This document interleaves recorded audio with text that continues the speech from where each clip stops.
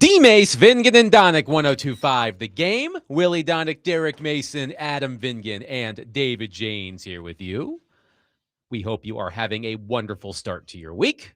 We hope you had a wonderful Mother's Day. I can speak for my wife. She had an excellent Mother's Day. I'm husband of the year. There you go. That's what you strive for. Did somebody man. vote? Oh, yeah, I he did. And the vote was 1-0 for you. Absolutely.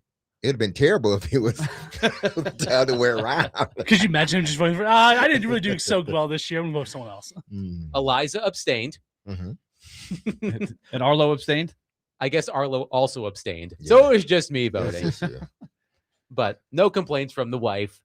Hopefully, all of the moms in your life had a wonderful Mother's Day weekend. And we have a fun show planned. John Glennon of the Nashville Post will join us at 3:40. Turron Davenport, ESPN NFL Nation Titans reporter, will join us at 4:20. We'll get into the Titans, of course. Some Predators as well. I do want to start the show quickly. We don't have to spend a lot of time on this. I do want to start the show quickly on the latest Mike Vrabel.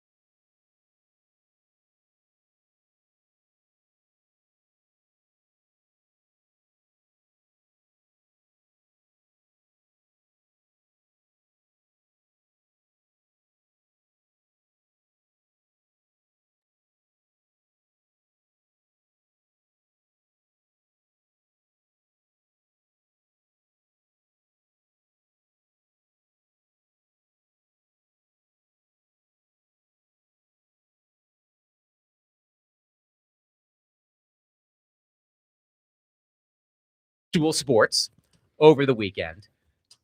The Vandy boys at Missouri.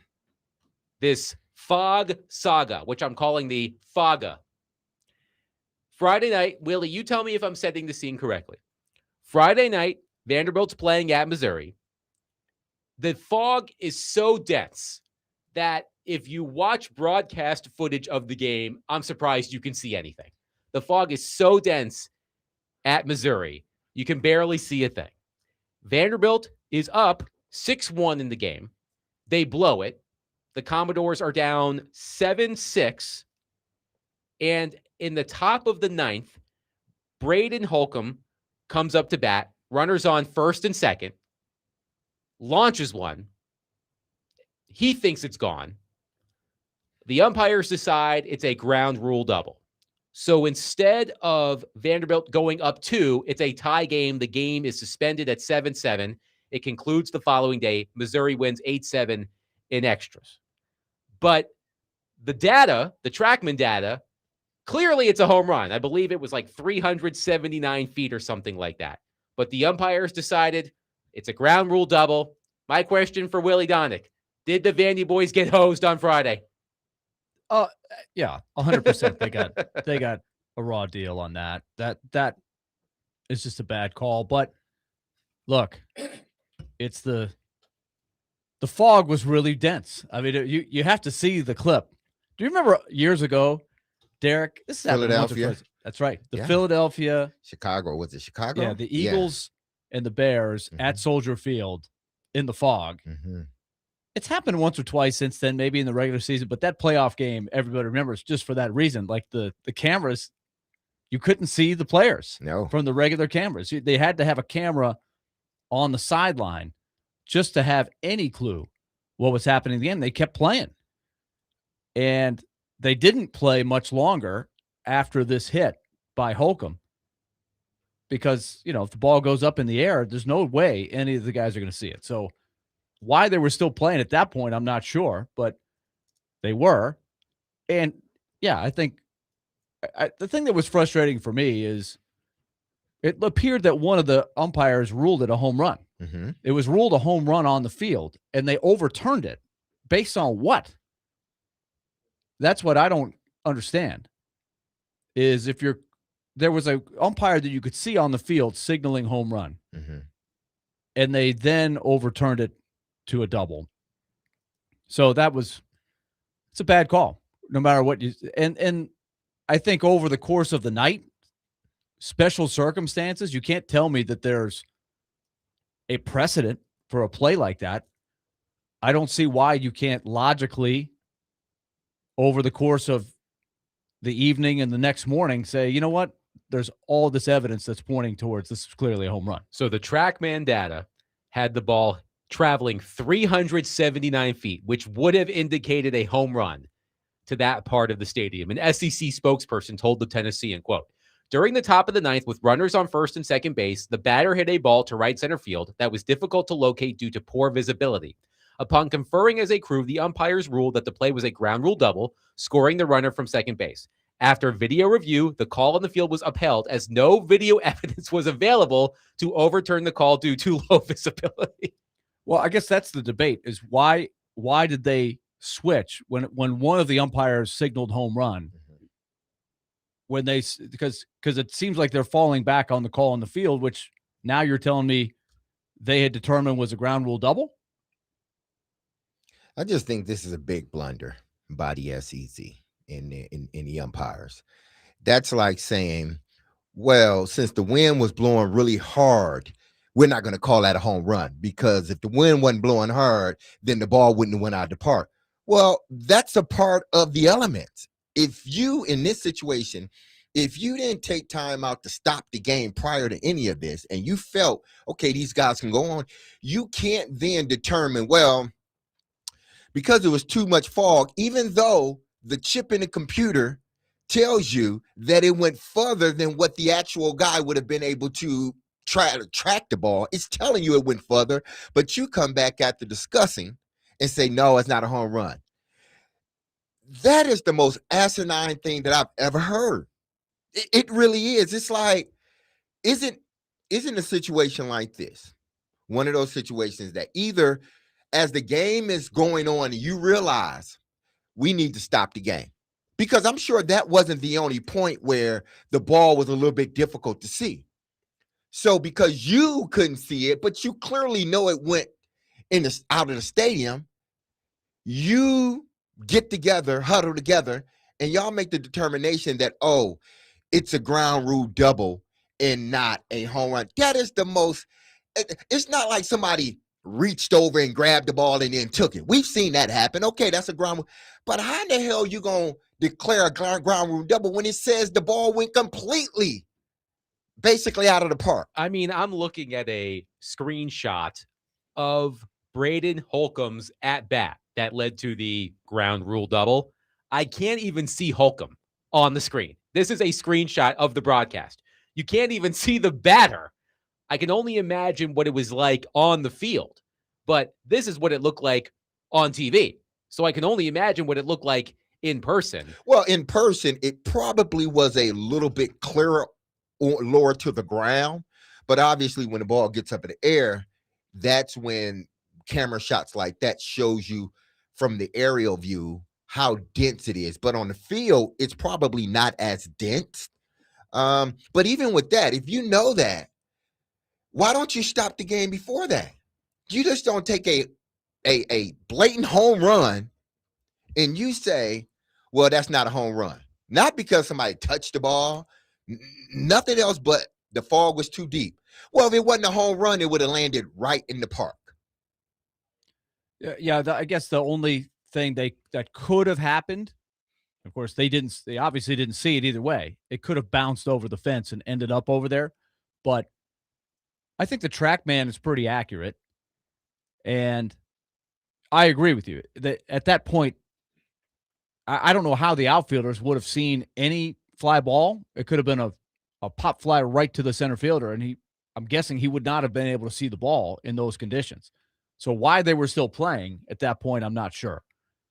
But it's just a shame. It's just, it's par for the course the way the season has gone for Vanderbilt. They just have not – nothing has gone right. From injuries, et cetera, they've lost some close games like this. So that was a bitter pill to swallow because the weekend did not get a whole lot better. After that, they ended up losing 2 out of 3. It's not looking good right now for them. But, yeah, I guess you watch baseball long enough. This is one of the things that you enjoy about the game. When you think you've seen everything in a baseball game, something else comes up that you've never, ever seen before. I got a laugh out of a post from Dylan Tovitz, who writes for Vandy on SI. He said, quote, the SEC picked the wrong school to hand a physics assignment to in order to decide a baseball game. That is very true. It was reminiscent of what happened in the regional last year, right? Between Vanderbilt and Wright State. Wasn't there a home run that was ruled a foul ball that was overturned to a home run? Vanderbilt ended up winning that game. They did not win the series, but they ended up winning that game, right? That came to mind to me as I was watching this. And those are more common. Like down the line, there always will probably be, unless you can get like a laser beam that points up from the foul pole. I mean, I'm sure there's things that maybe can be done, but on occasion, even, in the major leagues, there are times where a fair or foul is going to be debated, or you need a really good camera shot of it. You don't always have it, especially if the ball goes up above the level of where the foul pole ends. Man, they got so much technology. There's no excuse for stuff like this. Honestly, really, there is no excuse for not knowing where the ball goes, if it's foul, if it's not foul, if it would have been a home run.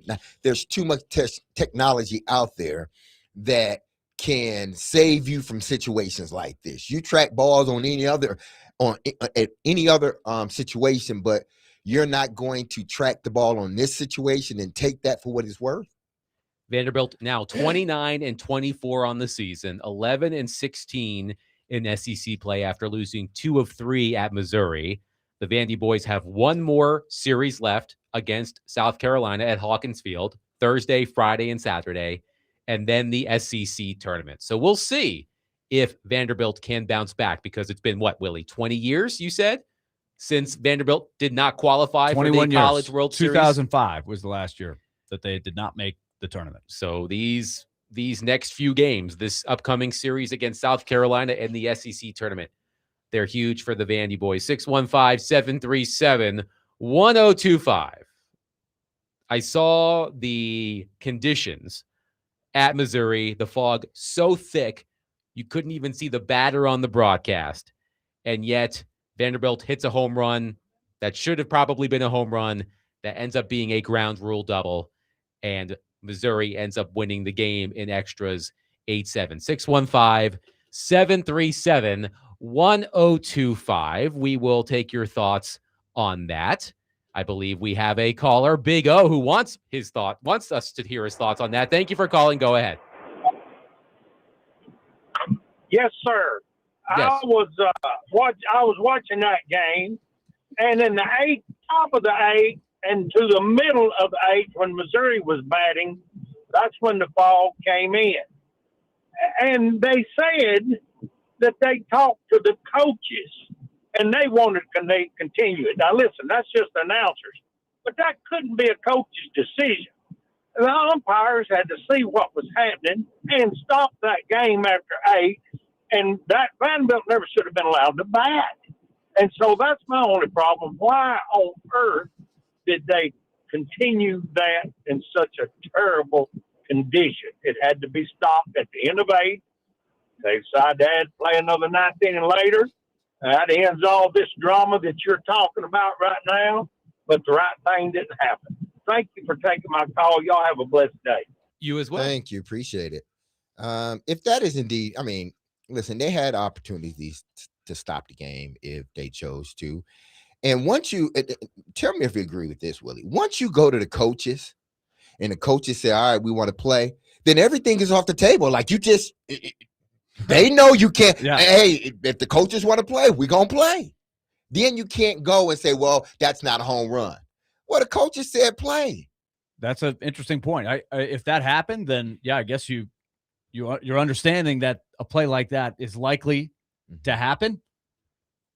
Yeah, I can see it. Like, you're so close to the end of the game. You're like, we don't want to come back out here and resume this game when we're so close to ending the game.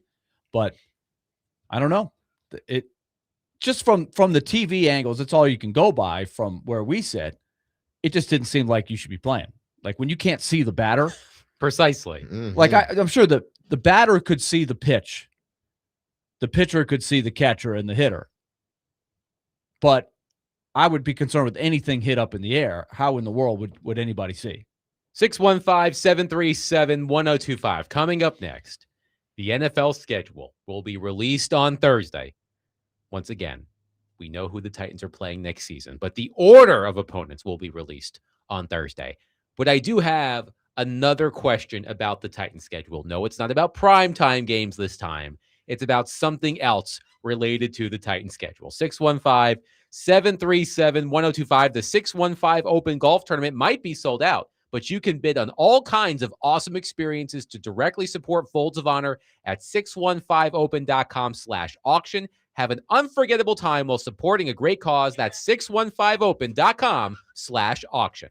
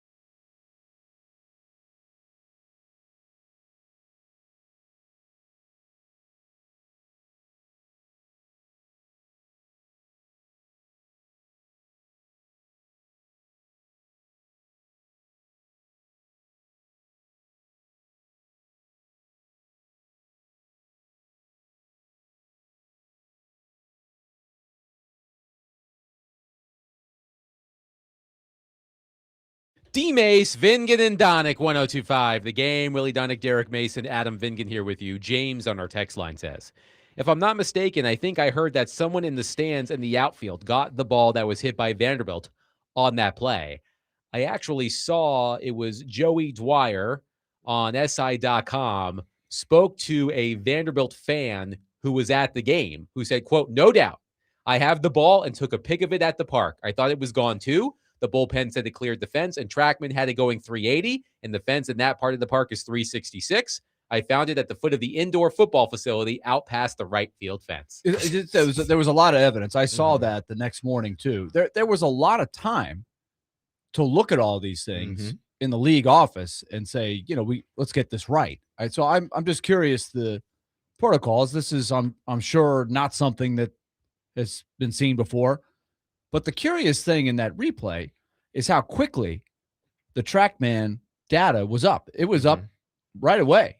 I mean, while they were reviewing it, it said 379. It even had the launch angle. Like, that is simple physics, right? You can deduce. And I think without, I guess you can't say it's 100% certain because you can't see it with your own eyes, but every single piece of evidence points to that ball being a home run. But it's unfortunate, but I'm sure as a competitor, if you're Vanderbilt, you're like, well, you were up 6-1. It shouldn't have gotten to that point, right? And still could have won the game the next day. Yeah, I get all that. It's just unfortunate. It's just the way the season has gone. Do they have the ability to track something like that? Because I'm sure on foul balls, whether it be through video or they have some way of tracking where that ball goes. I don't know how they do it, but now at a major league game, if a guy hits a home exit run, velocity and launch angle, and you have it immediately. But that's what I'm saying. Things that the umps have if they need to go to it. Or anybody. And that's the thing about it is it's there for the fans. Like everybody in the park can see these things. They can track every pitch, and at some big league parks you'll see how much a ball broke. You'll see a slider and it'll say X amount of inches horizontal break or something like that. Most people don't care, right? It's like, was it a strike? Was it a ball? Was it good for our team? But they have all of this data. But I guess this is I've never really thought about it using that data to make a call on the field. I don't know if the umpires have the ability to check the data. So evidently they don't, because if they did, I think they would have ruled it a home run. So they do not have, like the major leagues, the pitch cam, so you know exactly where the pitches went, and if it's disputable, you go back to the camera and you see, well, it's telling you if it's inside, outside. Well, in Major League Baseball now, you can challenge a ball or a strike for the first time, which is what they've been doing in the minors. The Sounds have done it for the last couple of years, and I think it's working pretty well. It's a good improvement. They don't have that in college. They don't have it in college yet. Maybe the big. Nick just said they'll have it during the SEC tournament. Oh, the SEC tournament they're doing. Okay, well that's good. It's interesting. How the teams will have to figure out how to use it the best way, not overdo it, because if you lose challenges, you could be out of them, and then you miss a chance to challenge a call big late in the game. But this is the way the game has gone. The advances in technology can tell you a whole lot more than we used to know watching a baseball game. On Thursday, the NFL schedule will be released. Everybody get excited. Again, I don't understand the excitement around the NFL schedule release because we know who the Titans and the other teams are playing. 2 games. You think 2 primetime games. You've thought about this over the weekend. Yeah, if you missed it on Friday, Derek Mason said he thinks the Titans are going to get 3 primetime games. I said 2, 3. Well, he said 2 flex. Scheduled, 1 flex. Yes. Willie thinks Derek is nuts. Willie says 0. I'm going to say 0. I'm going to meet you in the middle, sort of, and say 1. But that's not what we're talking about. So we'll see the actual schedule, the order of games the Titans are playing, the opponents, etc. We'll find that out on Thursday. But Warren Sharp at his website does this exercise every year. He uses projected win totals from Vegas odd makers to determine strength of schedule in the NFL, which I think is, quite frankly, a smarter way of doing it versus looking at a team's record last season, because that doesn't take into account the changes every team has made. So based on projected win totals for this season, Warren Sharp has the Tennessee Titans with the 13th easiest schedule. 13th easiest. Remember that number. A year ago, doing the same exercise, Warren Sharp had the Titans with the 8th easiest schedule. And I think we can all agree it wasn't an easy schedule for the Tennessee Titans last season. Yeah. I think Warren Sharp, based on his calculations, determined that the Titans had the hardest strength of schedule by the end of the season. The Titans played 10 of 17 games last season against teams that made the playoffs. They went 0-10 in those games, by the way. But the Titans 0-10 versus playoff teams last season. So here's what I'm wondering, Derek Mason. Will the Titans' schedule actually be easier this season? Context. Once we have the actual schedule, we'll be able to talk about when the Titans' bye week is and rest advantages, short weeks, all of those things. Home versus road, long road trips, et cetera, et cetera. But just based on the schedule itself, do we think the Titans' schedule will actually be easier this season? Because last year it was supposed to be, and it was anything but. It's hard to say that, or it's hard to look at the games. I'm not even talking about where they're playing them, obviously, or what time they're playing them. Obviously, we know what their home games and their away games are, but we don't know when they're going to play and what time and everything else, or what time of year they're going to play specific teams. But if you look at their schedule, I mean, it's still a hard schedule. I mean, you got the Houston Texans, the Jacksonville Jaguars, both of them were playoff team. Philadelphia was a playoff team. So you have those teams. Jacksonville, playoff team. Baltimore, playoff team, if I'm not mistaken. Did Dallas get in the playoffs? Detroit got in the playoffs. Detroit missed the playoffs. Detroit missed. Dallas got in. Same with Baltimore. Mistaken. Baltimore missed the playoffs as well. Okay, so Baltimore missed. But if you look at this and then project, how have these teams better? Because we can say, well, Baltimore had a bunch of injuries last year. All right, that's one reason they didn't make the playoffs. Cincinnati had a bunch of injuries last year. Now they're coming back fully healthy and a much better defense. The Dallas Cowboys, they've gotten better. The Detroit Lions, they've gotten better and they're healthier. So if you start looking at these teams, with the exception of probably the Giants, the Vegas Raiders, and the Jets, I think every other team on this schedule looks to be a playoff team, possibly the Browns too. Let's put them out. But so that's 4 teams. 4 teams out of the rest of these teams. Well, what is it? 13 out of the 14. I mean, 4 out of the 17 are non-playoff teams. The rest of them are eventually going to be playoff teams because they come back healthier. I have a question, Adam. Yes. Where do you think Warren Sharp went wrong in his assessment of the schedule last year? That's a good question. Because I think that's what I would like to learn. Well, the Patriots were a lot better than anticipated. Well, no, I think we can make all those. Yes.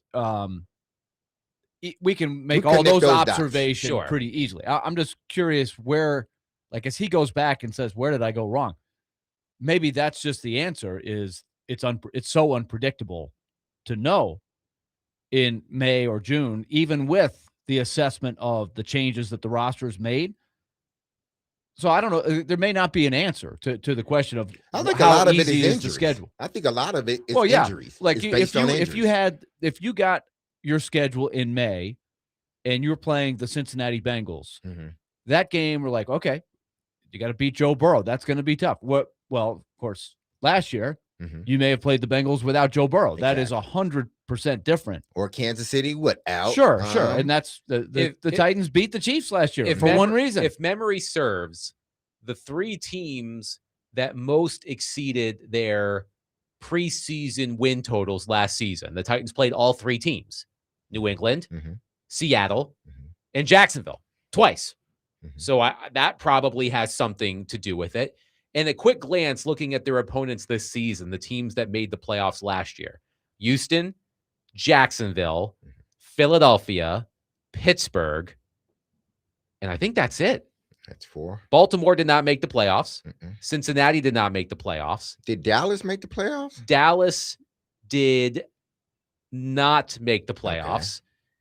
Detroit did not make the playoffs. The Raiders did not make the playoffs. And the Giants did not make the playoffs. Okay, but would we say that it's hard from year to year? There's always some unexpected teams that are good, like the Patriots last year, right? Would be, and even the Seahawks. I don't think anybody had the Patriots or Seahawks as even contenders for the Super Bowl, let alone being in the Super Bowl. Remember, it was one of the unlikeliest Super Bowls ever based on projected win totals at the beginning of the season. So the league already, year in and year out, has that element of surprise, the element of parity. And on top of that, there are 10 new head coaches? Mm-hmm. So 10 completely different coaching staffs. And how about this? 21 new offensive coordinators. That'll do it. Mm-hmm. So how do you know how it's going to go? Like I think it's probably harder than ever to predict. But a lot of this boils down to injury.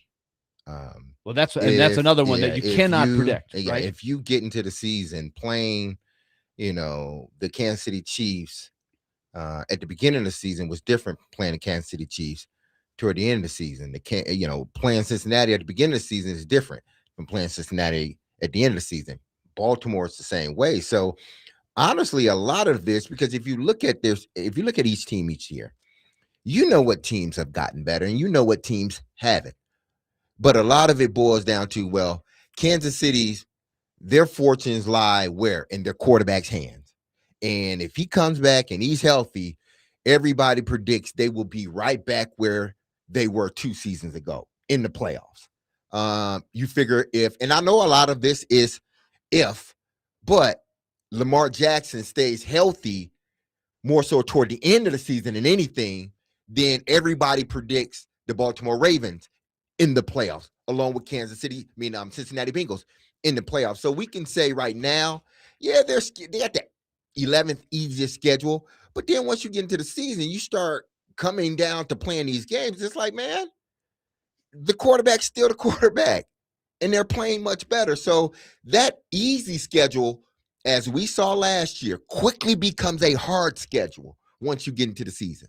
615-737-1025. Will the Titans' schedule actually be easier this season? The Titans' schedule was supposed to be easy last season. Warren Sharp had it as the 8th easiest in the NFL before last season. It ended up being, I think, the hardest schedule based on Sharp's analysis. The Titans now have the 13th easiest schedule based on opponents' projected win totals. Will the Titans' schedule actually be easier? We'll know. We'll find out on Thursday. 615-737-1025. Coming up next, John Glennon of the Nashville Post will join us. We'll talk about the Titans' schedule and more about the local professional football and hockey teams with our friend John Glennon coming up next. 615-737-1025. Speaking of us here at 1025, Chase and Big Joe will be broadcasting live this Wednesday at Nash Dogs at 1427 Robinson Road. Nash Dogs now serving at their Old Hickory Cafe, plus catering, corporate events, and food truck bookings. Find out more at nashdogs.com. You can stop by and win tickets to see Nashville Smash take on the Boston Butchers in the Team Boxing League at Municipal Auditorium on May 23rd. Willy Donick, Derek Mason, Adam Vingan, 1025 The Game.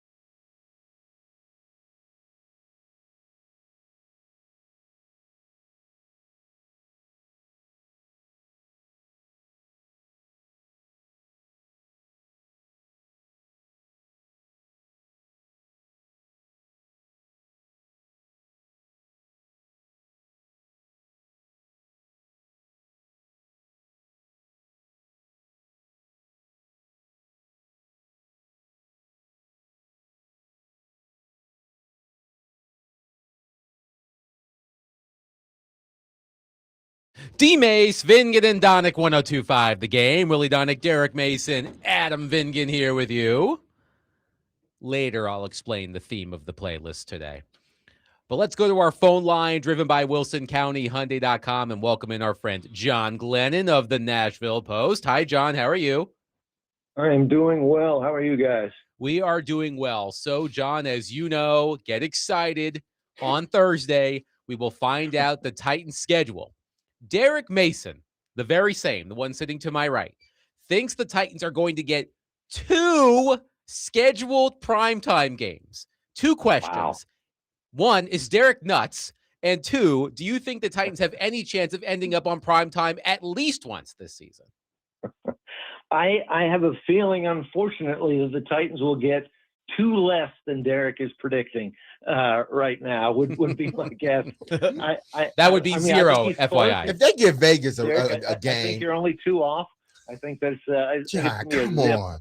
I just feel like, last year to me was the year that the Titans were even, maybe even kind of a little bit of a sexier pick for at least one game. Because Cam Ward was fresh off being picked number 1. You had that poll. Usually the number 1 guy gets a primetime showing. This year, kind of the bloom is off the rose a little bit with Cam Ward. And he's not fresh off being number 1. And you look at the Titans, and there's just not a whole lot of sexiness about this team, with the win-loss record for years, kind of the lack of marquee stars. And to me, if they didn't get one last year, I think they're even less likely, honestly, to get one this year.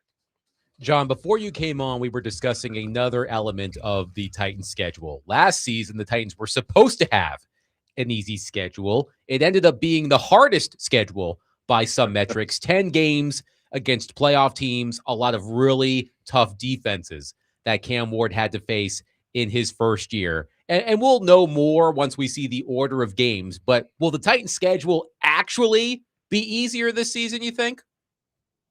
I don't think it'll be as easy as it looks, right off. I think we go through this, debate every sort of off season in the NFL because teams change so radically in the NFL from one year to another. It's really not the best measurement just to say, okay, so-and-so had a bad record last year, therefore they're going to be a bad team coming into this year. I kind of like the way that, the last few years, some of the analytics websites have gone to the projected wins model in terms of trying to figure out the strength of schedule.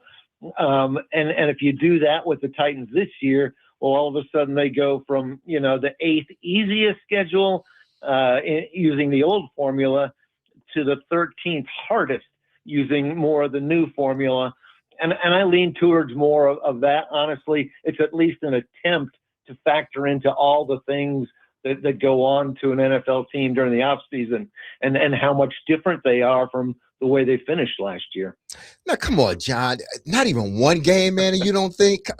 Okay, this is why. They may give them a little sympathy, say, hey, we didn't have you on last year. We'll bring you in this They year. give them another preseason game? But, yeah, that's right.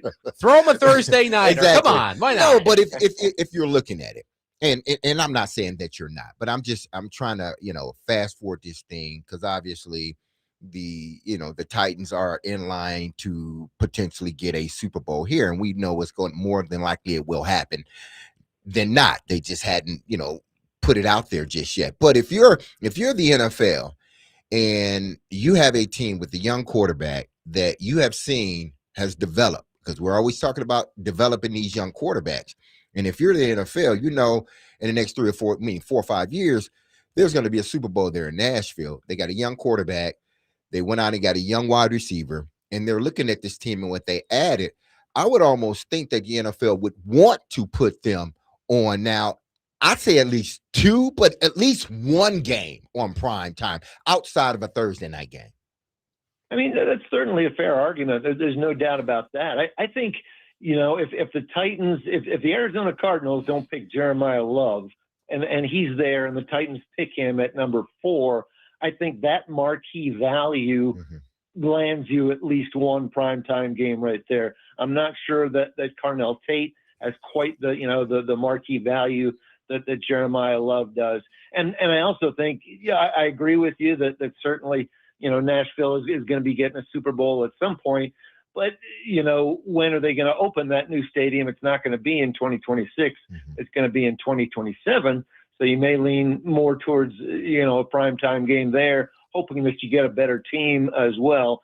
And then, as I said, maybe if you're the NFL, that there's no rule as there used to be where you have to have a primetime game, at least one for each team. But on the other hand, if you pass over the Titans last year, as the NFL did, maybe you say to them this year, okay, we're going to throw you at least a bone for passing you over last year.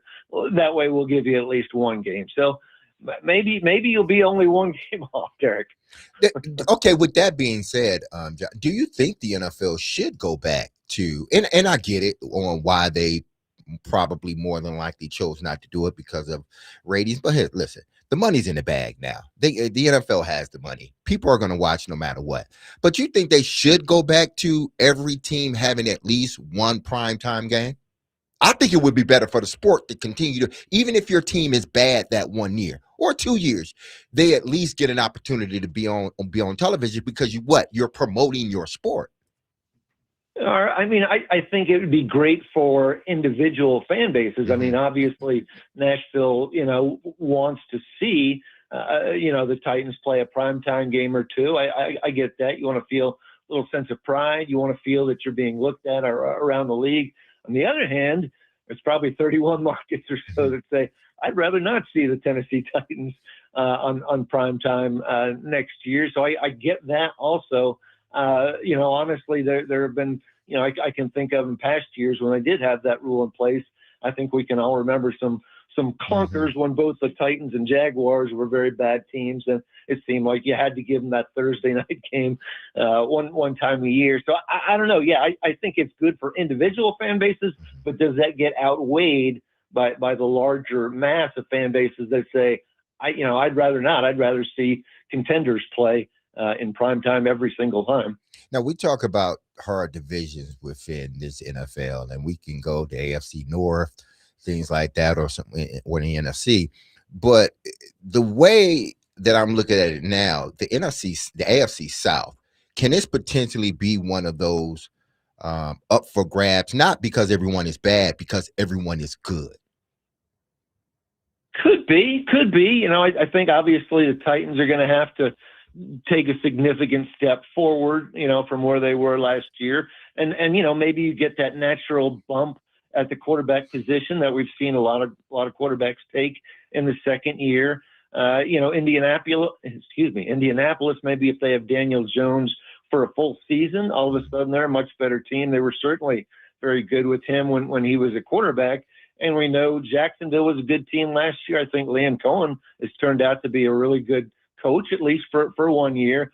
And obviously Houston's going to be great with that defense every year. So I think, right now you're looking at Houston and probably Jacksonville as sort of the main contenders. Mm-hmm. But Indy, again, a full year of Daniel Jones could do some things. And then the Titans, I say, I don't think they're going to be contending, honestly, for the division. But, if you get a leap forward again, maybe a better offensive coordinator, maybe a better game plan, Cam Ward has a much better year. All of a sudden, you're at least, chalking up a few wins and you're relevant in the division. Talking to John Glennon. So, John, let's switch to hockey. Tonight, really big game for Minnesota, who has crept back within 2 games to 1 against the Avalanche, who look like they are just out of this world right now. The atmosphere was pretty awesome in St. Paul the other day. I'm curious to see if they can tie this thing up. Yeah, I think a little bit of the problem anyway is certainly the goaltending situation for Colorado. We'll see if they figure that out. Jared Bednar has said, we've got a decision to make. And the former Preds goalie, of course, Scott Wedgwood, was great throughout the regular season. Has not looked as good in the playoffs. And maybe they decide to make the switch on more of a permanent basis going into Game 4. I still think, like you said, the atmosphere was tremendous in Minnesota. I think Minnesota gets it as they did, at least one win, primarily because of that. But I just feel like that talent pool overall for the Avalanche is going to be too much for the Wild. I'd still say give me the Wild give me the Avalanche in 6 games or so.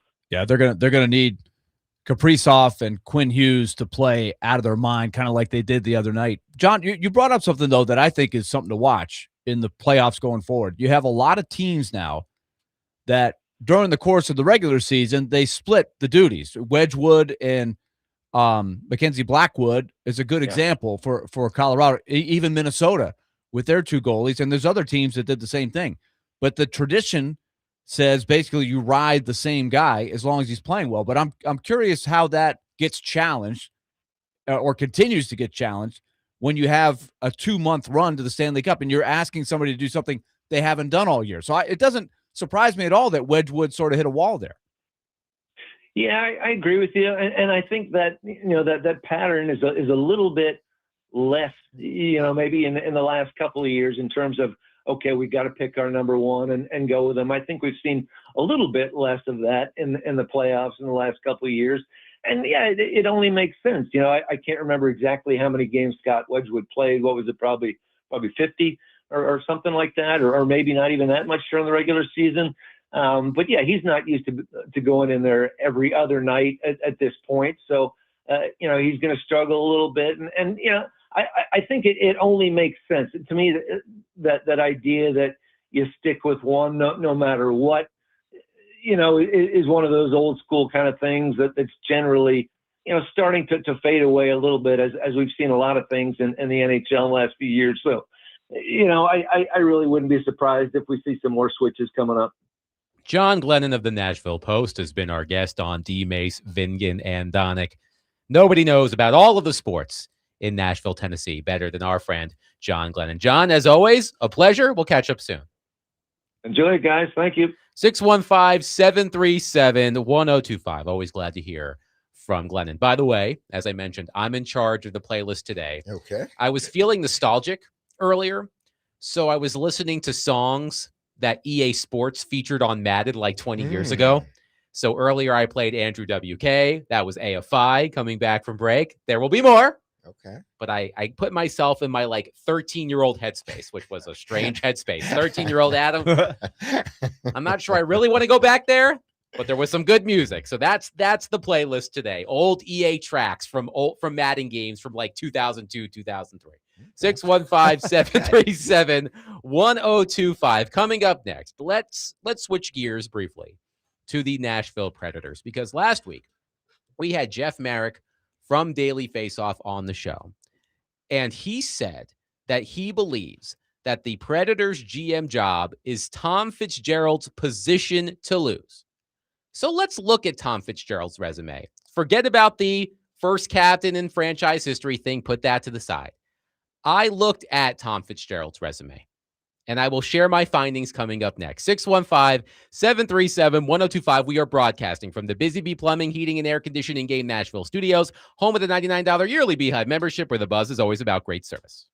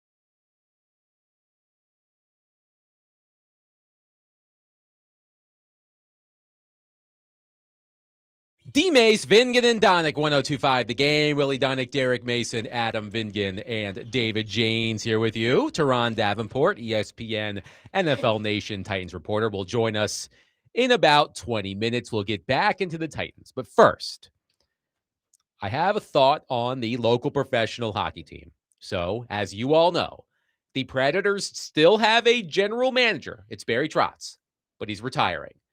They have not hired a new GM yet, despite the fact that it's now been more than 3 months since the Predators announced that Barry Trotz was retiring as GM.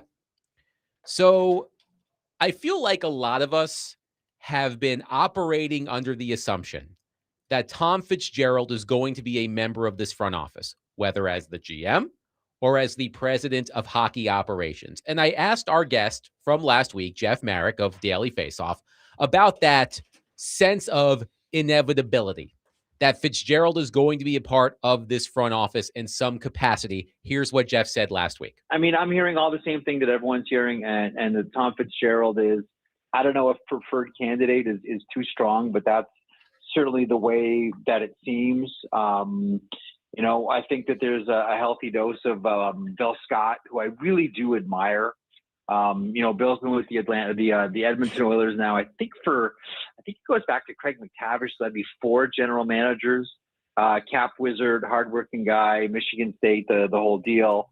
Brett Peterson from the 2-time Stanley Cup champion Florida Panthers, general manager of Team USA at the World Hockey Championships. Scott White, who was the runner-up in the Toronto Maple Leaf search, the assistant general manager of the Dallas Stars. I mean, we're all sort of hearing the same names, and it seems as if that's where the Predators have drilled down.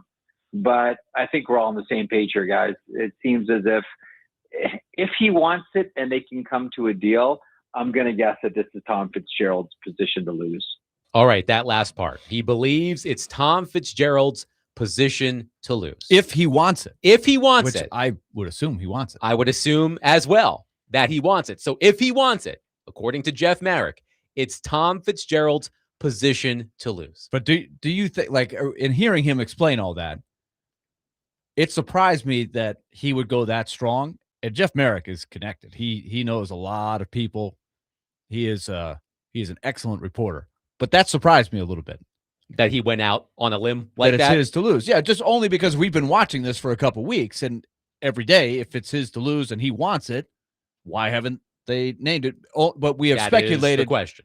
There could be a second person they want to introduce at the same time. So there's a lot of different theories out there. There are a lot of moving parts. Yeah. So let's just focus on what Marek said there. If he wants it, it's Tom Fitzgerald's position to lose. So this is what I decided to do. I decided to look at Tom Fitzgerald's resume as Devils GM.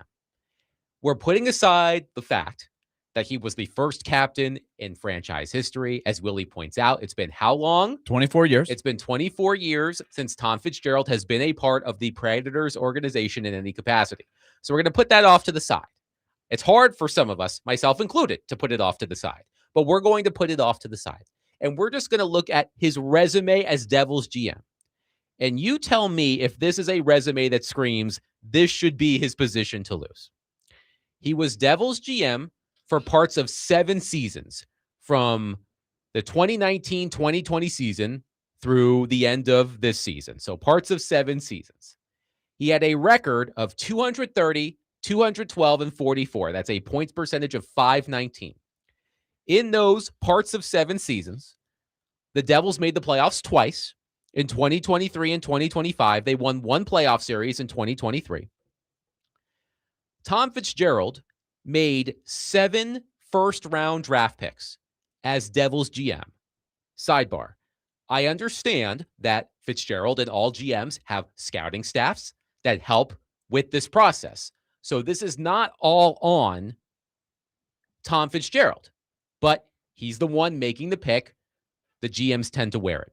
So Fitzgerald and his staff made 7 first-round draft picks when he was with the Devils. 4 of them have played at least 100 NHL games. Not a bad rate, 4 out of 7. But then you look at the players who were drafted by the Devils in the first round. 3 of whom, by the way, were top 10 picks. And Willie, as I go through these players, give me your tweet-sized scouting report of these players. Alexander Holtz, the 7th overall pick in 2020. I think relative to his draft position, he's a bust. He's still in the NHL, but he never lived up to being the 7th overall pick in 2020. He is not. I mean, he's an NHL player. He's had moments, but he has fallen short of those expectations for sure. Dawson Mercer, 18th overall, also in 2020. And Dawson Mercer, he's a solid middle 6 player. He's been in the league now for 4 or 5 years.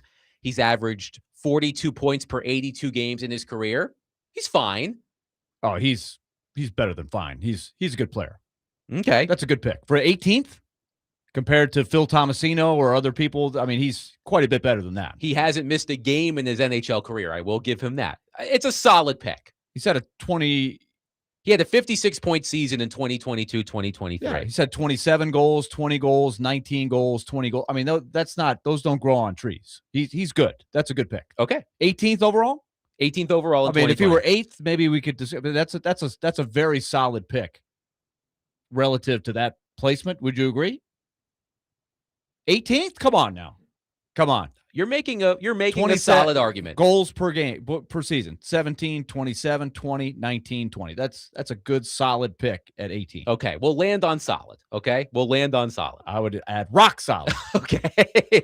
Luke Hughes, 4th overall in 2021. I would say jury's still out. Dynamic player. He's really good. He's still really young. Yes. Jury's still out, I would say. But he's been signed to a long-term deal. Yes. He's really good. We'll see if he reaches the height of his brother Quinn, which come on. Come on, man. You're going glass half empty. Luke Hughes, anybody would have picked Luke Hughes. I don't know if that's like, hey, Tom Fitzgerald really saw something in Luke Hughes. That was a no-brainer pick, and he's really good. Okay. And he should be. He's the 4th overall pick. Yes. And then Simon Nemec, defenseman, 2nd overall in 2022. Now, I would say the jury is still out on him. Okay. But defensemen take a little longer. I think his stock has sort of gone from really, really high, like, oh my God, this guy's going to be awesome, to what's going on here? But he's still very young. Okay. So, again, 4 first-round draft picks out of 7 who have played at least 100 games in the NHL. Alexander Holtz, Dawson Mercer, Luke Hughes, and Simon Nemec. Those 4 draft picks are the only draft picks made by Tom Fitzgerald who have played at least 100 games in the NHL. 4 out of 42 total. Also context. Some of those draft picks were just chosen, so they haven't had an opportunity to play in the NHL yet.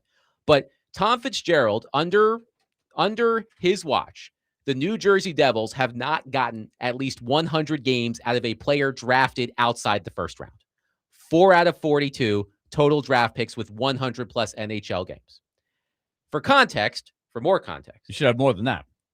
For more context, I looked at a GM who was hired around the same time as Tom Fitzgerald because I wanted to see how that GM did comparatively in terms of drafting. I landed on Bill Armstrong, the GM of the Utah Mammoth. He started with the franchise in Arizona, moved with the franchise to Salt Lake City. Now, Bill Armstrong has made 9 first-round picks as Coyote/Mammoth GM. Usually pretty high. 2 of the 9 have played 100-plus games. So, by the rate, Fitzgerald's done better. 4 out of 7, Armstrong 2 out of 9. The 2, however, were Dylan Guenther and Logan Cooley. Bill Armstrong has also had 2 second-round picks play at least 100 games. J.J. Mosier, who was a top-pairing defenseman for the Tampa Bay Lightning this season, and Josh Doan, who's a really solid player, I would say, for the Buffalo Sabres. So, all of this to say that this is not a resume, again, this is not a resume that screams, this should be his position to lose. This sort of resume is why some Predators fans wonder, would he even be a candidate for the job if he weren't the first captain in franchise history? So I look at this resume. Perhaps I'm a harsh grader. I'm not overly impressed. So I see your text. We talked about it just now, Willie. If it were Tom Fitzgerald, wouldn't it have happened already? As we have speculated, maybe they're waiting for somebody else. But overall, I look at Tom Fitzgerald's resume as Devils GM, and I don't see a resume that would get Predators fans excited about the future of the organization. I would say this about the Devils basically the last few years when they started to get through the rebuild that they were in for a long time. They made the Stanley Cup Finals in 2012, to go back in context. Then they pretty much hit the skids for 5, 6, 7 years. Tom Fitzgerald took over in 2020, and they were still coming out of the rebuild at that point. They still weren't very good the next couple of seasons. So that's when they started to build the roster that we're seeing now. I would say that they, on paper, have had a team that looked like, especially you go back to 22-23 when they beat the Rangers in the first round. They lost to Carolina in the second round. At that point, they had 112 points. And then the last 3 seasons, I would say, instead of them going to the next level, which I think a lot of people in the league thought that they would, they have leveled off for one reason or another. Injuries are some of it. And I do think you can probably look back and say they made some moves that they thought were going to take them to another level that have not taken them to that level. And I think it's surprised a lot of people around the league that they have not had another breakout year during that. I will ask you a question, Adam, because you seem to be on the side of take the guy who is in a successful program that has been a part of a lot of success, who's ready to take his first GM job, correct? Yes, that is my preference. So when you evaluate Tom Fitzgerald, do you evaluate his time with Pittsburgh, which includes a Stanley Cup final, and a lot of really good years, and he left right before they won 2 more Stanley Cups as an assistant general manager. So he was building teams or helping build teams. So what's different about that than Scott White or all these other assistant GMs that we're learning the names of who are on really successful staffs right now? I don't ignore Fitzgerald's experience on winning teams as an assistant GM, but it changes for me when you've actually been in the big chair. Tom Fitzgerald has been in the big chair as a GM. Again, parts of 7 seasons as GM of the New Jersey Devils. To me, that experience is more important to me than what he did as an assistant GM. I don't ignore it, but I do not put as much weight behind it as I do when he was leading the organization, when he was making the decisions. So you're penalizing him for actually having experience as a GM. Because I would maintain his credentials for Pittsburgh are about the same as pick a guy on that list of other guys that Jeff Merrick said. Brett Peterson, Scott White is one of them. Bill Scott, all these guys. Is Tom Fitzgerald any different than those guys in terms of what he did at Pittsburgh as opposed to what those guys are doing with their respective programs? I hear what you're saying. But yeah, I mean, I don't agree with it. I hear what you're saying. Well, no, if he had never been a GM before and you're looking at that resume compared to the others, is it any different? We're talking 3 cups, basically. I understand that. Again, I'm not ignoring the work he did for successful teams as an assistant GM 10 plus years ago. And you're clearly not ignoring what Scott White or Bill Scott or Brett Peterson is doing. You want them to be one of the GMs. They've never been a GM. What I want, and I think I made this clear when the Predators first announced that Barry Trotz was retiring as GM in early February. I would like an outside the box perspective on how to fix this team. And I know that the Predators organization is not hiring a GM based on what the fans want. But the Predators do know, or certainly hope, that their GM hire gets fans excited, that the new GM will have the vision to get this team back to being truly competitive again, as it was in 2015, 2016, 2017, 2018, so on and so forth. To me, and one texter points out, I get your point, Adam, but if Fitzgerald's resume was better, he wouldn't have gotten fired. How many retread GMs are out there with better resumes, though? That's why I say we've got to go fresh and see what happens. That's where I am with the Predators. But this is interesting for Fitzgerald. He got a contract extension in January of 2024, and then was fired 2 years later. So it's not like he was on the out. Like, he's done enough to get that.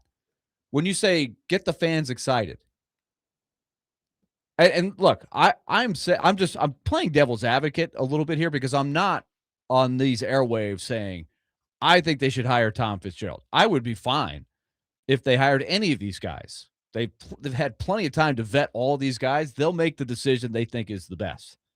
And I do like the idea of pairing whoever they hire with somebody else who also brings some strengths to the table.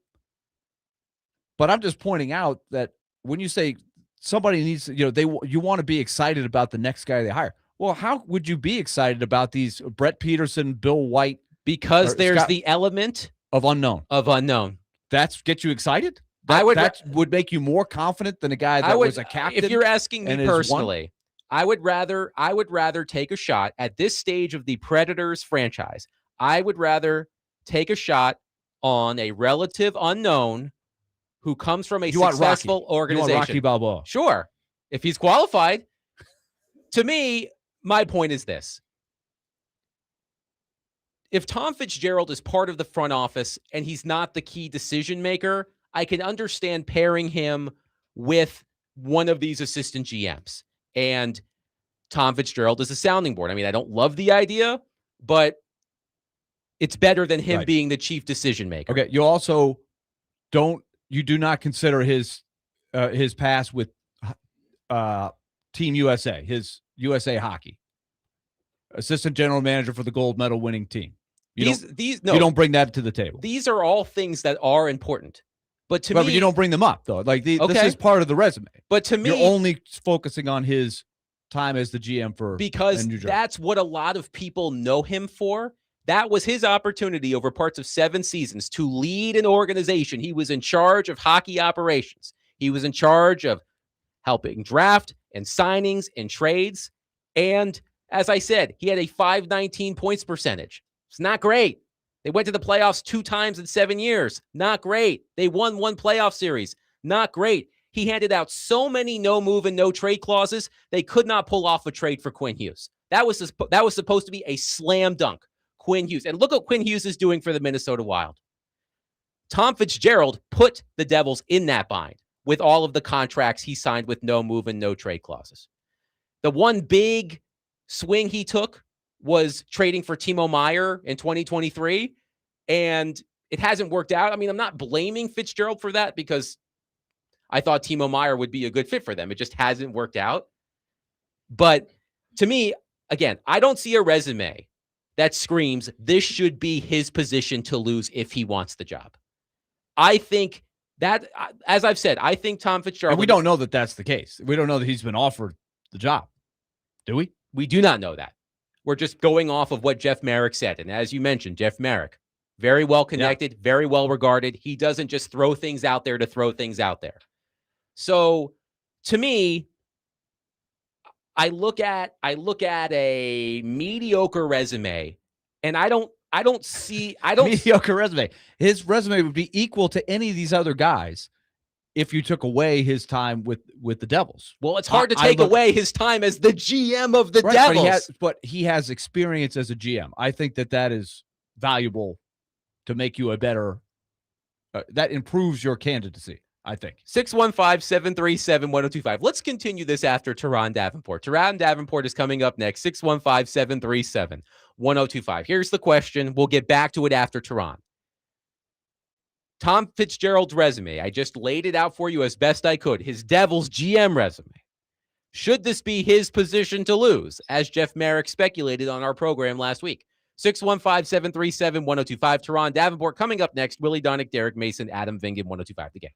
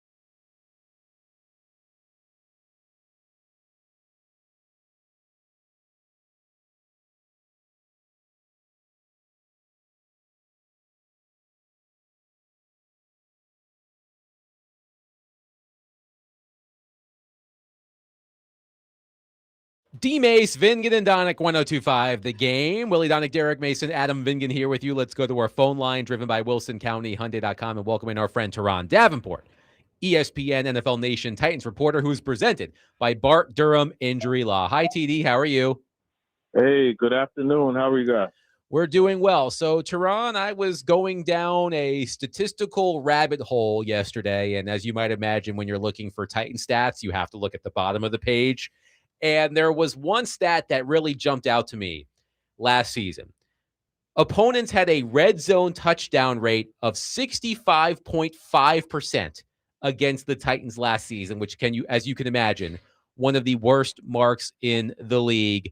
Considering the addition of Robert Saleh, the changes on the defensive side of the ball from a personnel standpoint, how confident are you that the Titans can knock down that rate significantly this season? Well, I mean, I don't know about significantly, but it should come down some. Look, man, it's still everything is on paper, so it remains to be seen. Obviously, Franklin Myers, adding him, adding Alontae Taylor, Cordell Flott, Keldrick Falk.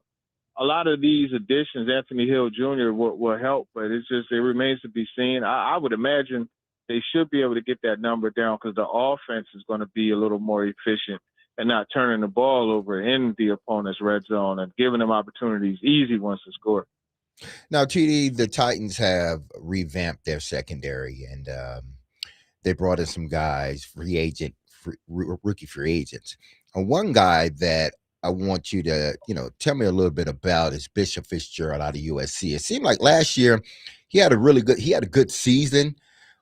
Why wasn't he a draft pick, and why do you think the Titans have found them a gem in safety, Bishop Fitzgerald? Yeah, it's interesting you mentioned him because I saw a bit of him in watching DeCarlos Nicholson, one of their other DBs. I'm not sure exactly why he didn't go draft it, and it's interesting because the way this whole with COVID and with the 6-year seniors, et cetera, it's different in that the talent level is pushed back a little bit to where you don't see guys as many guys coming out. So what ends up happening is they stay to get the NIL money, and the draft classes haven't been the same as far as full body of work. So I still have to say I'm not sure exactly why he didn't get drafted. It's one of those things where he has a prime opportunity to come in and win a spot, though, when you look at what the Titans have going on in their secondary as far as the depth perspective is concerned. Now, another guy that has been getting some buzz, and I think you even mentioned him, Tyron Montgomery, the wide receiver out of John Carroll. Do you see him as one of those guys that can really catch eyes in training camp? No, not necessarily. It's a great story. He's a guy who didn't play football in high school, and his mom and his brother told him to play, and he lost his mom before his final year at Carroll. And again, it's a great story, but there's still a lot that has to be learned and gained in order to be able to make that football team. And receiver position in one is, I'm not going to say it's like a strong suit, but they have, 6 legitimate guys that I think will make the roster. And then on top of that, you got your Mason Kinsey, you got your Xavier Restrepo. So it's going to be an uphill battle for him. I don't think he makes the roster, but even him just becoming an undrafted free agent, signing to the practice squad, that's a win. Now, how important do you believe these last two draft seasons have and free agent seasons have been for the Titans in their long-term future outlook? Because it seems like the last 2 years they're really rebuilding this team to move forward. Yeah, it's huge because what they're doing is restocking from unsuccessful draft class of the past. Like you look and you see, you got whole classes that have no one remaining on the roster. That's a problem. And usually, as you build your roster, you fill it out, with those late day 2 into day 3 picks. And when those don't pan out and you're stuck going to sign free agents, that's the status that you're in. So it's almost like a restocking process. And then once they break even at ground zero, then you build on top of that. But they have to go in and reestablish the foundation of the building. And that's, still right there in the ground, like building all that. And then they can start building to the point where you see stuff, above ground. Now we know what they've done free agent wise, and who they're bringing back and through the draft. But then you look throughout the division, the AFC South, you see what other teams have done as well, whether it's Jacksonville, Indianapolis, or who's the Jacksonville, Indianapolis, and Houston. Houston. You see what they have done. How are the Titans? How close are the Titans to truly competing and making this interesting as the season goes? Or do they're going to have to wait another cycle for them to really get in the mix with those other teams, really those two teams, Jacksonville and Houston? I think they're able to compete. Jacksonville, I think is a little bit closer. Houston's roster is just flat out better than theirs. There's no disputing that. But I think, when you look at coaching and when you look at just some of the intangibles, that could help them be competitive with Houston. But, as far as playoffs and division title or wild card, I think they're right in the mix as far as like being right there. But once you look at competing beyond that, they still have a way to go. But there's so many things that have to go right. And sometimes everything does go right. You hit lightning in a bottle the way the Patriots did last year. And look what happened with them. Turron Davenport is with us. ESPN, we're going on the Titans beat here. So, Turron, how would you size up the process right now of the competition for right guard? And tell me who you think has maybe the inside track there. That's a good question. I think you look at Cordell Volson, you look at Jackson Slater, and Fernando Carmona.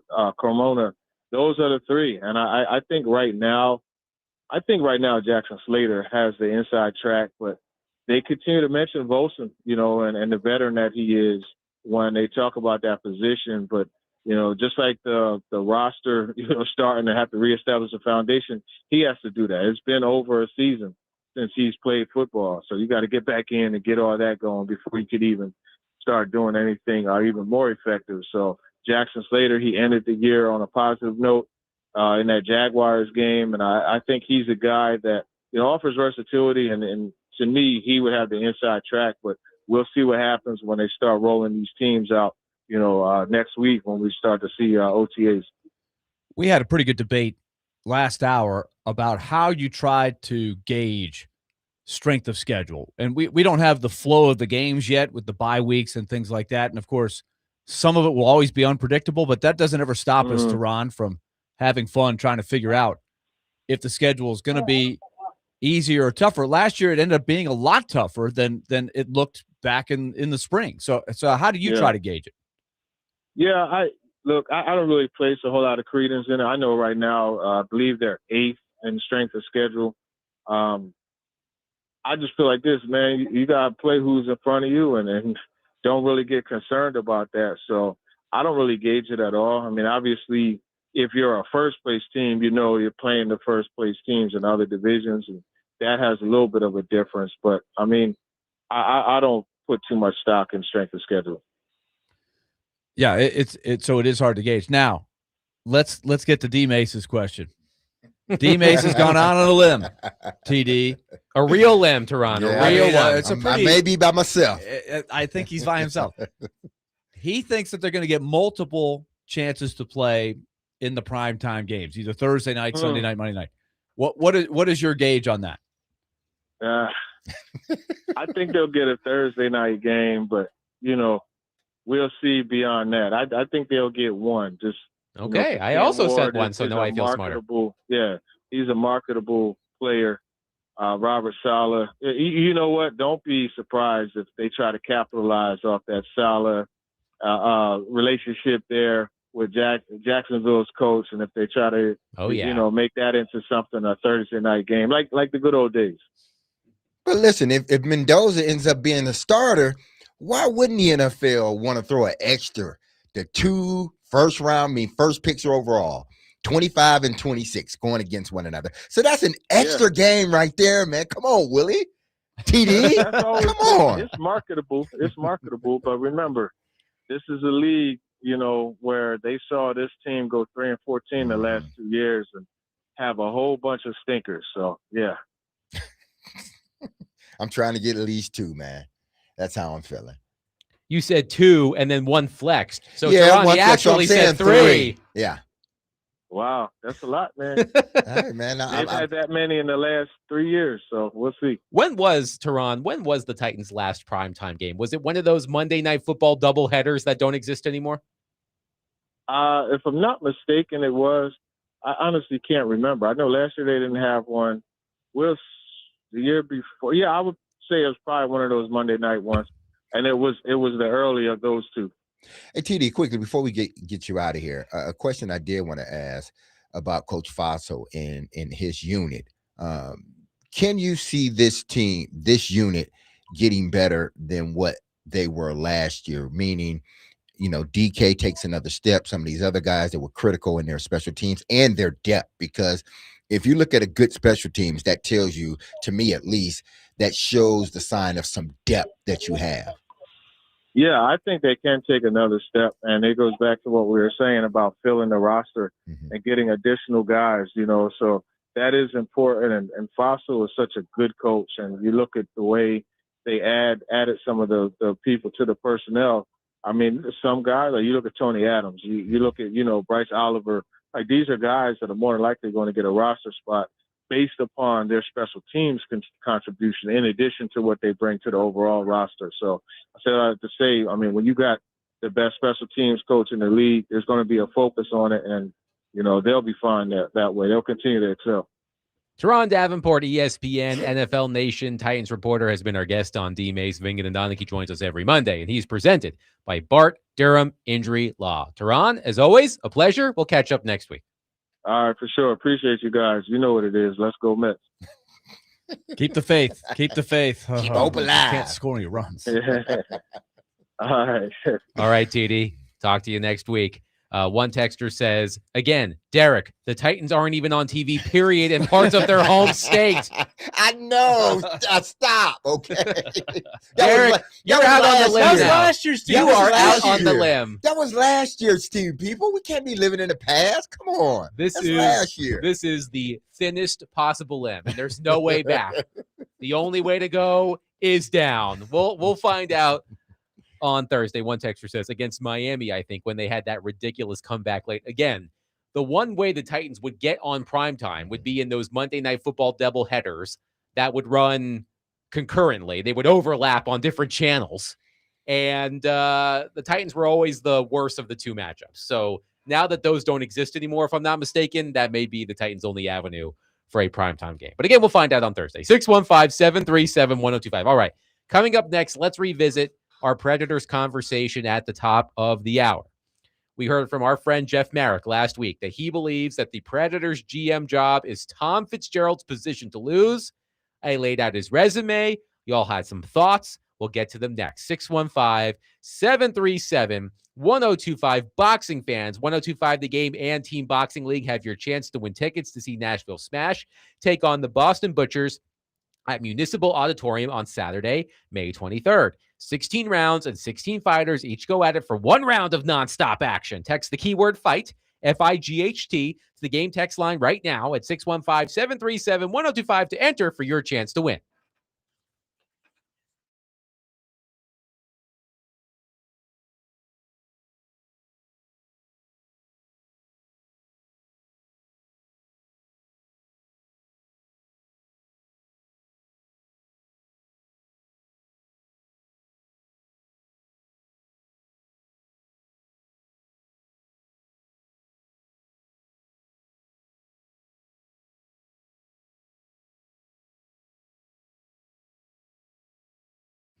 All right, let's talk Loan Pronto. Remember those big interest rates? They're not going anywhere anytime soon. If you've got that credit card bill or the car loan and you're thinking, what's the best way to economically get this bill taken care of? Well, the option that Loan Pronto has been featuring is their rapid equity loan. You can use the equity in your home to access hundreds of thousands of dollars in cash, take that cash, pay off the credit card bill, pay off the car loan, or get money for that home improvement project you've been looking for.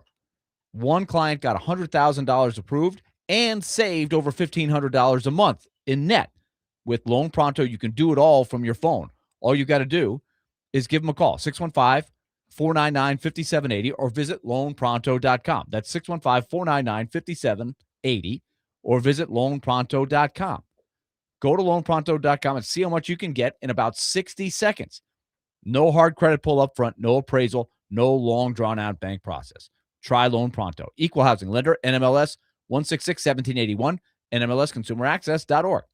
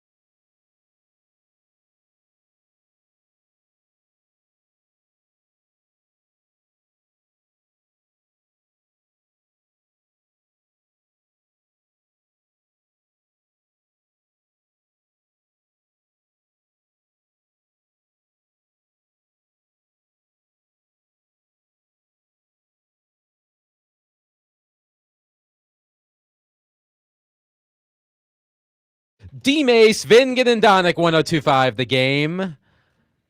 Going back to me at 13 or 14 years old, playing Madden NFL, listening to some EA tracks, Yellow Card, one of them. Again, going back to 13 years old, not the greatest time in my life, which is why I spent so much time playing Madden and listening to this music. But look where I am now. Everything worked out all right. An Yeah, angsty good. adult. I talking am sports. angsty. that remains. I am angsty. Dude, okay, when you're listening to this, this is all video game music, right? Well, no, it's They're on video games. so back in the day, Uh-huh. EA Sports in the, I would say, early to mid 2000s started putting actual bands Mhm. on Madden, NHL, Okay. those games. They created playlists every year. So those are actual bands. Okay. And that it really led to a lot of bands getting a lot more attention than they would have otherwise. I feel you on that. So, I mean, I also do like listening to Can you dance to specific that? video game music. Or There's just a- like a head shaker? it's Like, you can mosh to that. You can mosh, you can headbang. I didn't know moshing was a dance. Is it a dance? It's a form of It's a form of dance. Yeah, form. Form of dance. Willie Form of beating admitted people up. he It's used like- to headbang last week. I'm still shook by that. Is it like the old dun, dun, dun, let the boys be boys, slam, and everybody just jumping to each other like that? That's kind of what it is. That's not a dance. That's hurting somebody. I mean, it's a form of dance. I People guess so. people get hurt. People get hurt in the For mosh those- pit. So you and I couldn't slam You're right now, not- Willie. You're not going to get artistic results Okay. like a dance contest for the Oh, for okay. the. No one's doing the kid Moshing. and play in the mosh pit, Derek Mason. Okay. Okay. You're just throwing yourself into people. No right? one's doing the kid and play. No one's doing the everybody's Dougie. just free Right. fall. Did you have the hair like that back then? The straight When I up. was younger, yeah. When I was, before my teen days. Oh, J.R. Reed. Yeah. Sounds like Gumby, side. Yeah. It was in back then. It was in. It was in. Had a part, colored my hair. My parents didn't like that. But colored my hair, had the line strip, man. But what's I was doing the crazy dreads. is I was So back- Dmase was angsty. Yeah, I was a little angsty back a then. different I kind did- of angsty. I did the thing back in the day. The basketball team, we had our team barber, right? Uh-huh. And the football team had the same thing. Like I had the Clippers. He had, like, keep it Oh, simple. yeah. We're all too cheap to go to Uh-huh. the Oh, to go to the absolutely. barber sometimes. So one time, my buddy Charles Mays, he was cutting my hair, and he accidentally he took a hard cut into the side of my head. Ooh. And so he ended up doing the thing where you cut the stripe in the. Oh, yes, yes. I remember that too. So I'm walking around campus going, yeah, check out my new check out my new hair too. The offensive lineman It was used to all just, accidental, but it was a salvage. It's salvage. the offensive But lineman that was used the to thing. just, People used to do go that. ball. Yeah, right? put the It's- lines in there. Yeah, put the line in there. Did It you ever do is- that? I had a hard part at one point. Okay. I had the line. Okay. Yes, but then I decided to just, when the pandemic started, I just started buzzing my head, and I've never looked back. Yeah. I've saved so much money. I said that to my wife the other day. I said, "Can you imagine how much money we've saved because I don't get my hair cut? It's got to be in the thousands." Yeah, But sure. it is amazing when you listen to songs you haven't listened to in such a long time, Mhm. because it was a Spotify playlist I found with all of these songs Mhm. spanning years, decades. And I listened to some of them on the way here, songs I haven't heard in 20 years, and I still remember all the Oh, words. wow. Like that's when you spend so much time playing the video games, you hear the songs. They're imprinted on your brain. Yeah, absolutely. So let's get back to the Tom Fitzgerald conversation. As we heard from our friend Jeff Marek last week, he said that he believes that the Predators GM job, if he wants it, is Tom Fitzgerald's position to lose. We went through the resume. I'm going to make Derek Mhm. break the tie here, but I do want to get some of your reaction. 615-737-1025. Kevin in Clarksville says, Adam and I are exactly on the same page. I prefer a highly regarded new guy to someone who has experience at failing. I mean, failing is strong, but someone who has experience at failing. An experienced failure is perfect for a TV studio analyst or color guy gig. Repeated mistakes that he doesn't learn from shows that he should not get a chance with this team. Start fresh with a brand new prodigy. One texter says, Fitzgerald would be fine, but I don't like this tendency to trade for players using first-round picks. Off the top of my head, I could only recall two instances. He traded a first-round pick for Jacob Markstrom, and he traded a first-round pick as part of the deal for Timo Meyer. Caleb says, Willie, the Olympic team thing means nothing to me. LOL. Anyone can pick a winning team for USA hockey. Oh, really? I mean, it's been a long time since they won the gold medal before. Gold medal's in 1980.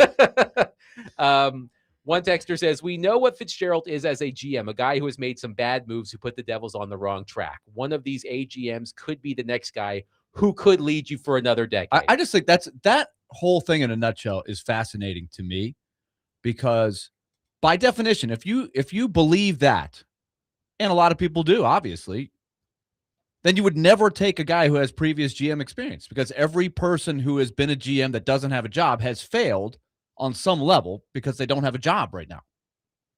So you're writing off every single person that's been a GM. They could never have benefited from the experience of being a GM. I don't believe that philosophically. The notion of, and I know some situations are different than others, but just because you failed once, you shouldn't get another opportunity at said position or whatnot. Maybe in your failures, you learned how to better, manage a team, or how to better put together a roster or put together a team, or better now how to put together a team of guys that work alongside of you, whether it be head coach or not, that is going to make your team better. I'm with Willy in the sense of, listen, he took over a bad team. They fired their GM. He took over a bad team. And in them years, he managed to build the team up, and they went to the playoffs more recently than when he took the job at first. That tells me that he did something right, that eventually he got that team to the playoffs by those moves that he made. Everybody's not batting 1,000. If it was, nobody would ever get fired, or nobody would ever have it to be the same people at the same job all the time, but he did enough that it seemed like they were on the right sort of trajectory. Now, not having him to now, because of that, to say, I don't want him a part of the Predators. One, because he's had a bad run with the Devils, and then two, because he played for the Predators so long ago. I mean, that to me, that's idiotic in a sense of, listen, you're just pointing out the bad things that happen. He took a bad team and he ultimately got them to the playoffs. Isn't that what you're trying to do as a GM or a head coach? You're trying to take a bad team and you're trying to get them into the playoffs. Was it perfect every year he was there? No. But he still found some success, as GM of this team. Now, was it 7 years of success? No. But it was a buildup, So I don't think that disqualifies him because GMs get fired. Why? Because their teams are not doing well. Right. So every GM that gets fired shouldn't get another job. That's basically what people are saying. And I would apply this not just to Fitzgerald, but for any of the other ex-GMs whose names are circulating to try to get back into the game. So I, again, would want to stress, I'm not saying Tom Fitzgerald's the guy they should hire Tom Fitzgerald. I'm just arguing the position of these up-and-coming guys who sound exciting because they've never been in the fire where it's on them. I would say of all of these guys, some of them will probably go on to careers as a GM that might have a lot of success. Some will crash and burn, but we'll never know. And I would argue that if you're just talking about Fitzgerald, he had that same up-and-coming resume and was part of a great franchise in Pittsburgh that won cups, and he was a big part of that. So he would be no different than any of these other guys had he not become a GM for New Jersey. So he's being penalized for actually going through the process and being a GM. I've said this a couple of times, and I will reiterate. I just think that where this franchise is going to have to make some tough decisions in the next couple of years. And although I know the two of you will say, then you should have an experienced GM at the hand as they make these tough decisions. I've said it many times. I said it, I think, as soon as Barry Trotz announced his retirement more than 3 months ago. I think the Predators would greatly benefit from a fresh perspective. There is that element of the unknown. Let's just throw Scott White out there. I believe he's the one with the Dallas Stars. I get Bill Scott and Scott White. Right, I do too. Scott White's the one with the Stars. Very generic kind of name. Indeed. Scott, I would rather take the chance on the unknown. Scott White could become a GM in the NHL one day. Maybe not here, maybe somewhere else. And he could not do a good job. We don't know. But to me, that element of unknown is enticing to me. So I open a door and it's pitch black on the other side, and you're reaching. You can't see what's in the closet or anything, but you're like, give me that. That's what I want. Like, but let's be totally honest here. I couldn't tell you the first thing about Scott White. Neither could I, to be honest with you. Okay, so I know a lot about Tom Fitzgerald, and what I saw of him as Devils GM wasn't impressive to me. And that to me is that's a fair argument yes. that it's not overly impressive. I would say that they, like Derek said, he took over a bad team that was at the bottom. They were starting the process of the rebuild. Like he had already been there as the assistant GM, right? When they were really at the depths. Yes, right. He took over for. He was the assistant GM when they picked Nico Hischier and Jack Hughes. He took over first for picks. the late Ray Shiro, right, as interim GM, and then was promoted to full-time GM that summer. So summer of 2020. I would say he gets pretty good marks for setting the table of getting them back into the picture, and then where he went downhill is where they just haven't had the payoff of big seasons since they had their ducks in a row, and they started then trying to add players, trading. Those have not come in. They have not worked out well, right? That's where it went wrong. Otherwise, he would still be the GM. 615-737-1025. We got some more reaction to this. We'll get to it next. Plus, I do have a question about Cam Ward ahead of this coming season. 615-737-1025. Willy Donick, Derek Mason, Adam Vingan, 1025 The Game.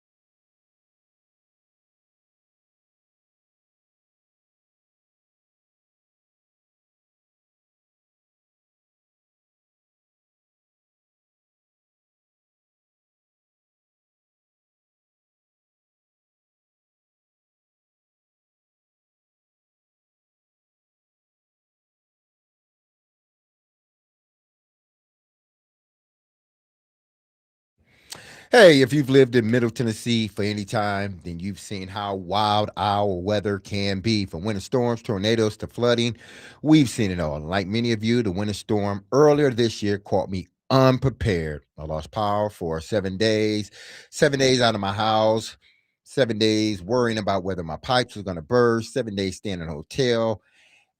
And that becomes frustrating. And that's when I realized being prepared isn't optional. I will be ready for the next time a weather emergency happens. I started looking for whole home generators and found Tri-State Water, Power, and Air. They've been in business for over 30 years, specializing in generators for more than half of those, which is all great. But the reason I reached out to them was because of the reviews and the confidence homeowners shared about their experience with Tri-State Water, Power, and Air. When Tri-State came to my house, they did a free on-site assessment, made sure the generator fit the home for me and my family. The thing I appreciated the most is they didn't try to oversell me. They didn't try to sell me something that was for a warehouse and trying to put in my house. No, they just got straight to the answers, turnkey. They handled everything. They sold me what I needed for my home, from installation to long-term service. If something goes wrong, I'm not calling around. Y'all know how I feel about that. I do not like calling around. I'm making one call to Tri-State Water, Power, and Air because they've got me covered. That's the kind of relationship I want, and I know that's the kind of relationship you want as well. So look, the weather isn't slowing down. Be ready.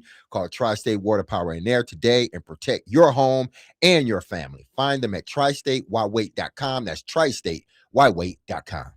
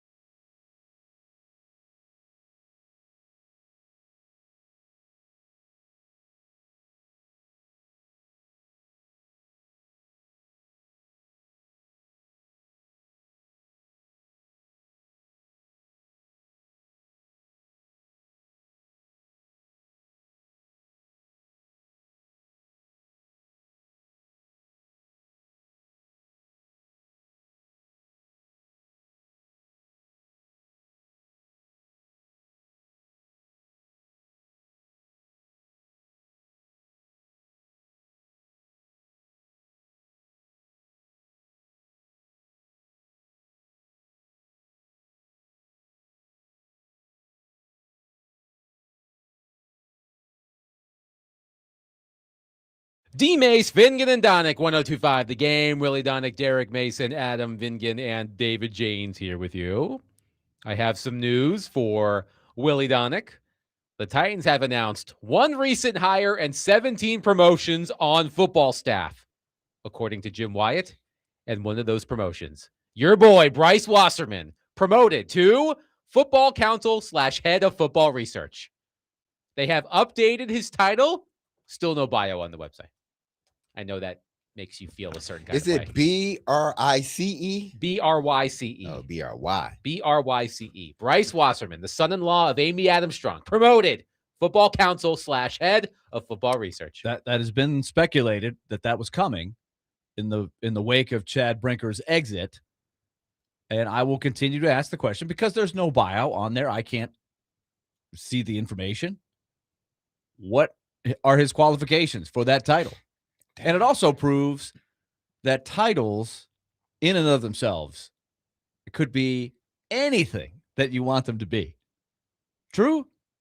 True. Like I could, we could all make up titles for all roles on the show and make it sound really fancy. But it doesn't really, it's like, hey, these are 3 guys that host the show. That's what it comes down to. I'm looking for a Wikipedia of this man. He doesn't even have a Wikipedia. Well, I do think it's a fair question to ask. What are the qualifications besides being the son-in-law? They could help themselves by discussing it, presenting his qualifications, and going from there. Yeah. But I'm just curious. I don't know that he can't be good. It should be noted that the Titans did update his his title on the website, but not his bio. Right. So they actually IT person did go there. Yes. And make a change. And he probably said, should we put some information or resume in here perhaps? No, we're Don't good. worry about it. Okay, I'll go to lunch. Okay. Here those IT guys are usually back in the corner there. They got their little office. Yes. Everybody comes to them in a crisis. Hey, my computer's not working. What can you do? And they're just eating a sandwich. Right. While And they're like, okay, I got you. Because they know how to do it. And they're like, these dumb guys, they have no idea how to. And then, but so they always are having stuff going on.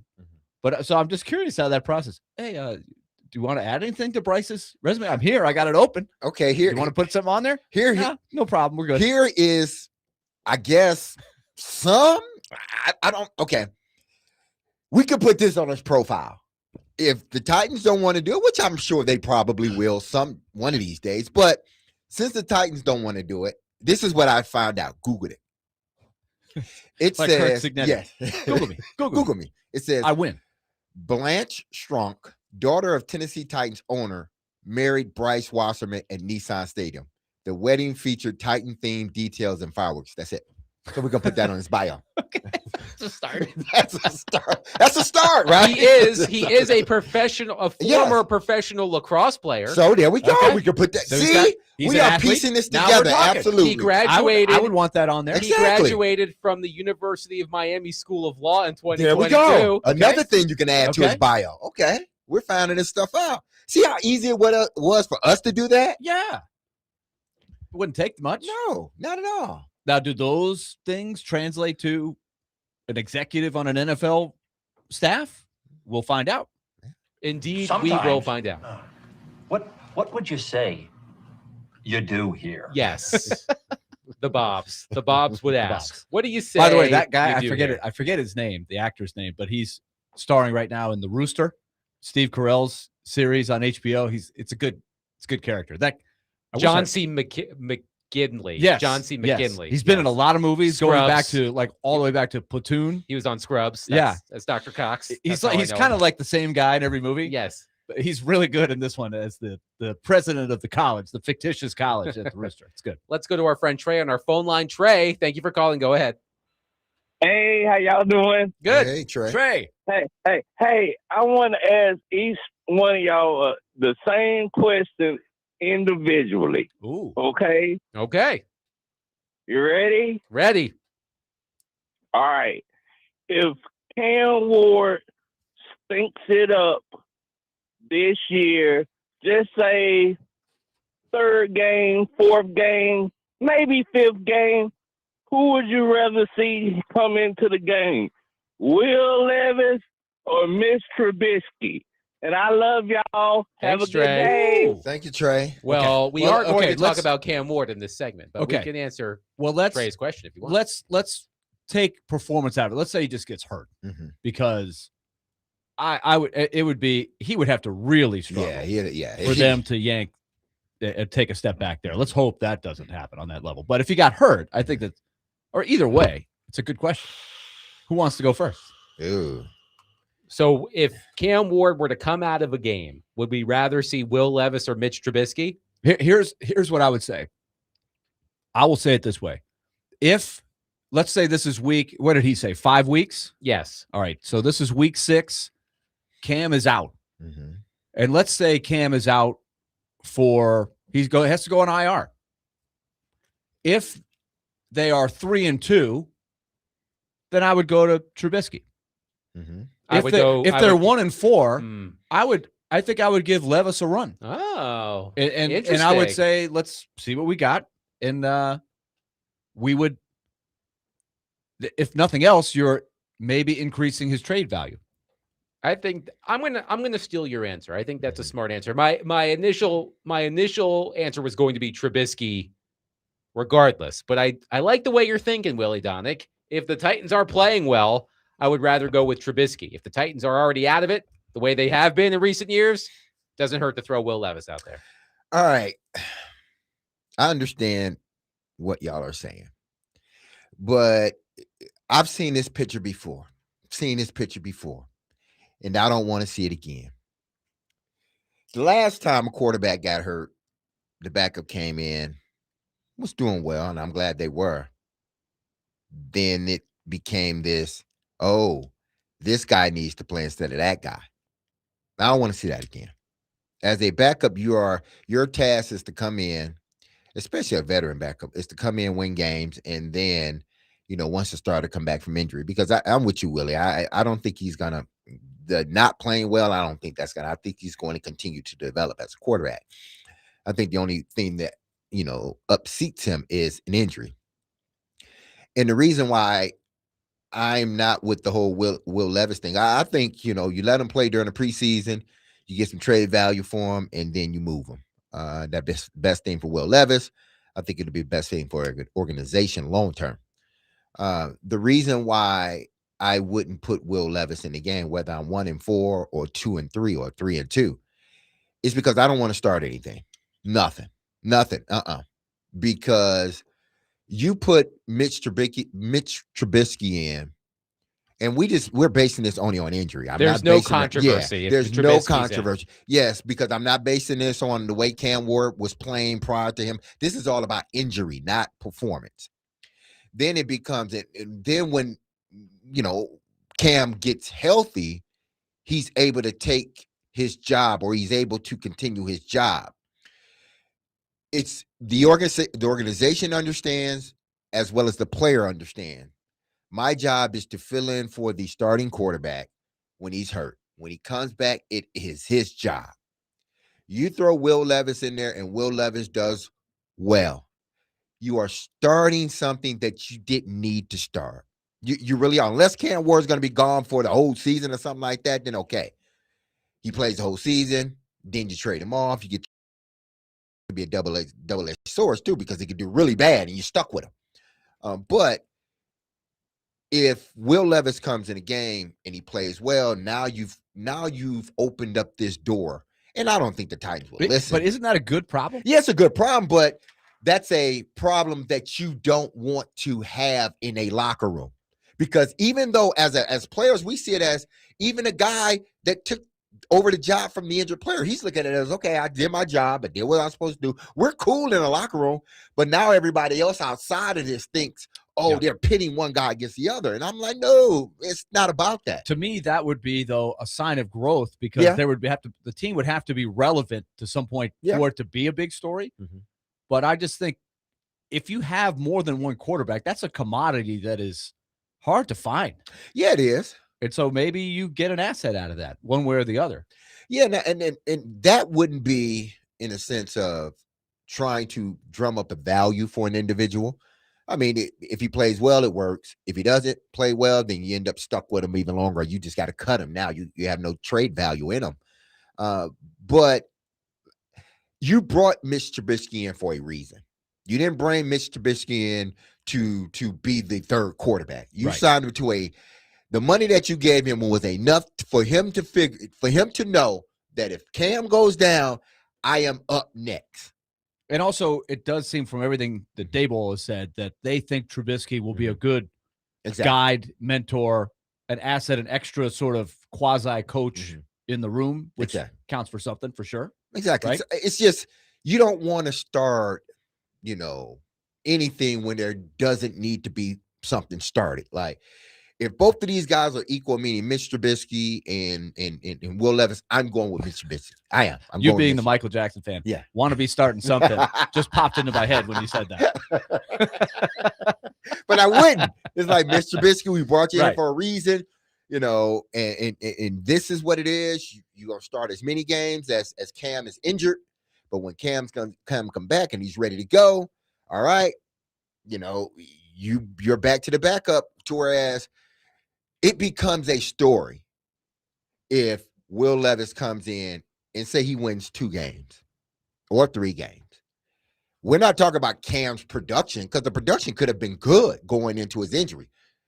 But only thing people remember is what have we saw this last of Will Levis, and he's playing really well. So there are going to be some in the Will Levis camp or some across. Hey, listen, they need to play this guy. Ride the hot hand. I've heard that before. He's a free agent at the end of the year, too.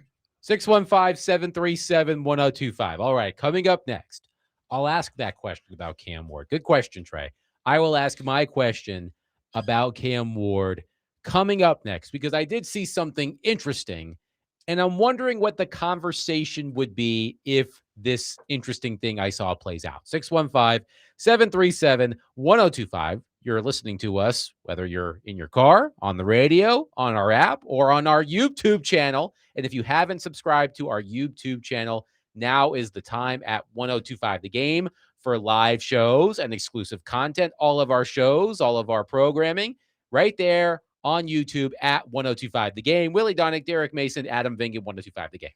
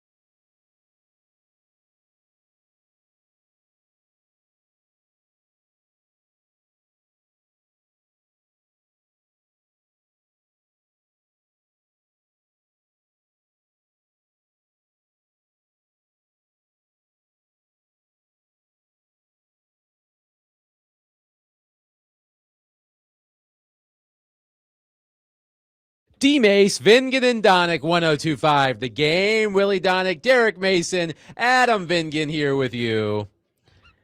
Remember at the beginning of the show when I said TMZ is scraping the bottom of the barrel for any news about Mike Vrabel and Diana Rossini? They posted a photo of her with her arm around him at a Super Bowl party in 2022. From page 6.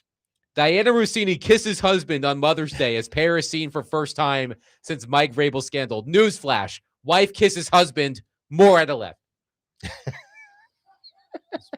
Hey, they're trying Peace to in the valley. Yeah, they're trying. I don't know what they're trying to do, but they're trying to do something. I do love this quote. Quote: people in the community have said they've been very resilient as a family. Very real. They haven't been in hiding. Very resilient. Good for them. That's Hey, good. to each their Listen, listen. I want to know what love is. She went for Dirty Diana to I want to know what love is. I want you to show me. I don't know why I did that. Sorry. But you know what? everybody. I'm happy. I am genuinely like good for her. You know, they showed something good. She deserves I hopefully it's not like the saving the man in the car Oh, yeah. where they over embellish it. And they say, oh, that picture was from last year. Actually, she just held the dog after it was already saved. Yes. Oh, man. Excuse me. That picture was from last year, her kissing her husband. But newsflash: Yeah. wife kisses husband. Exactly. We'll bring you the latest in this developing story. All right. So here's the question I wanted to get to regarding Cam Ward. So Mike Clay of ESPN, I believe Mike Clay is one of ESPN's big fantasy football analysts.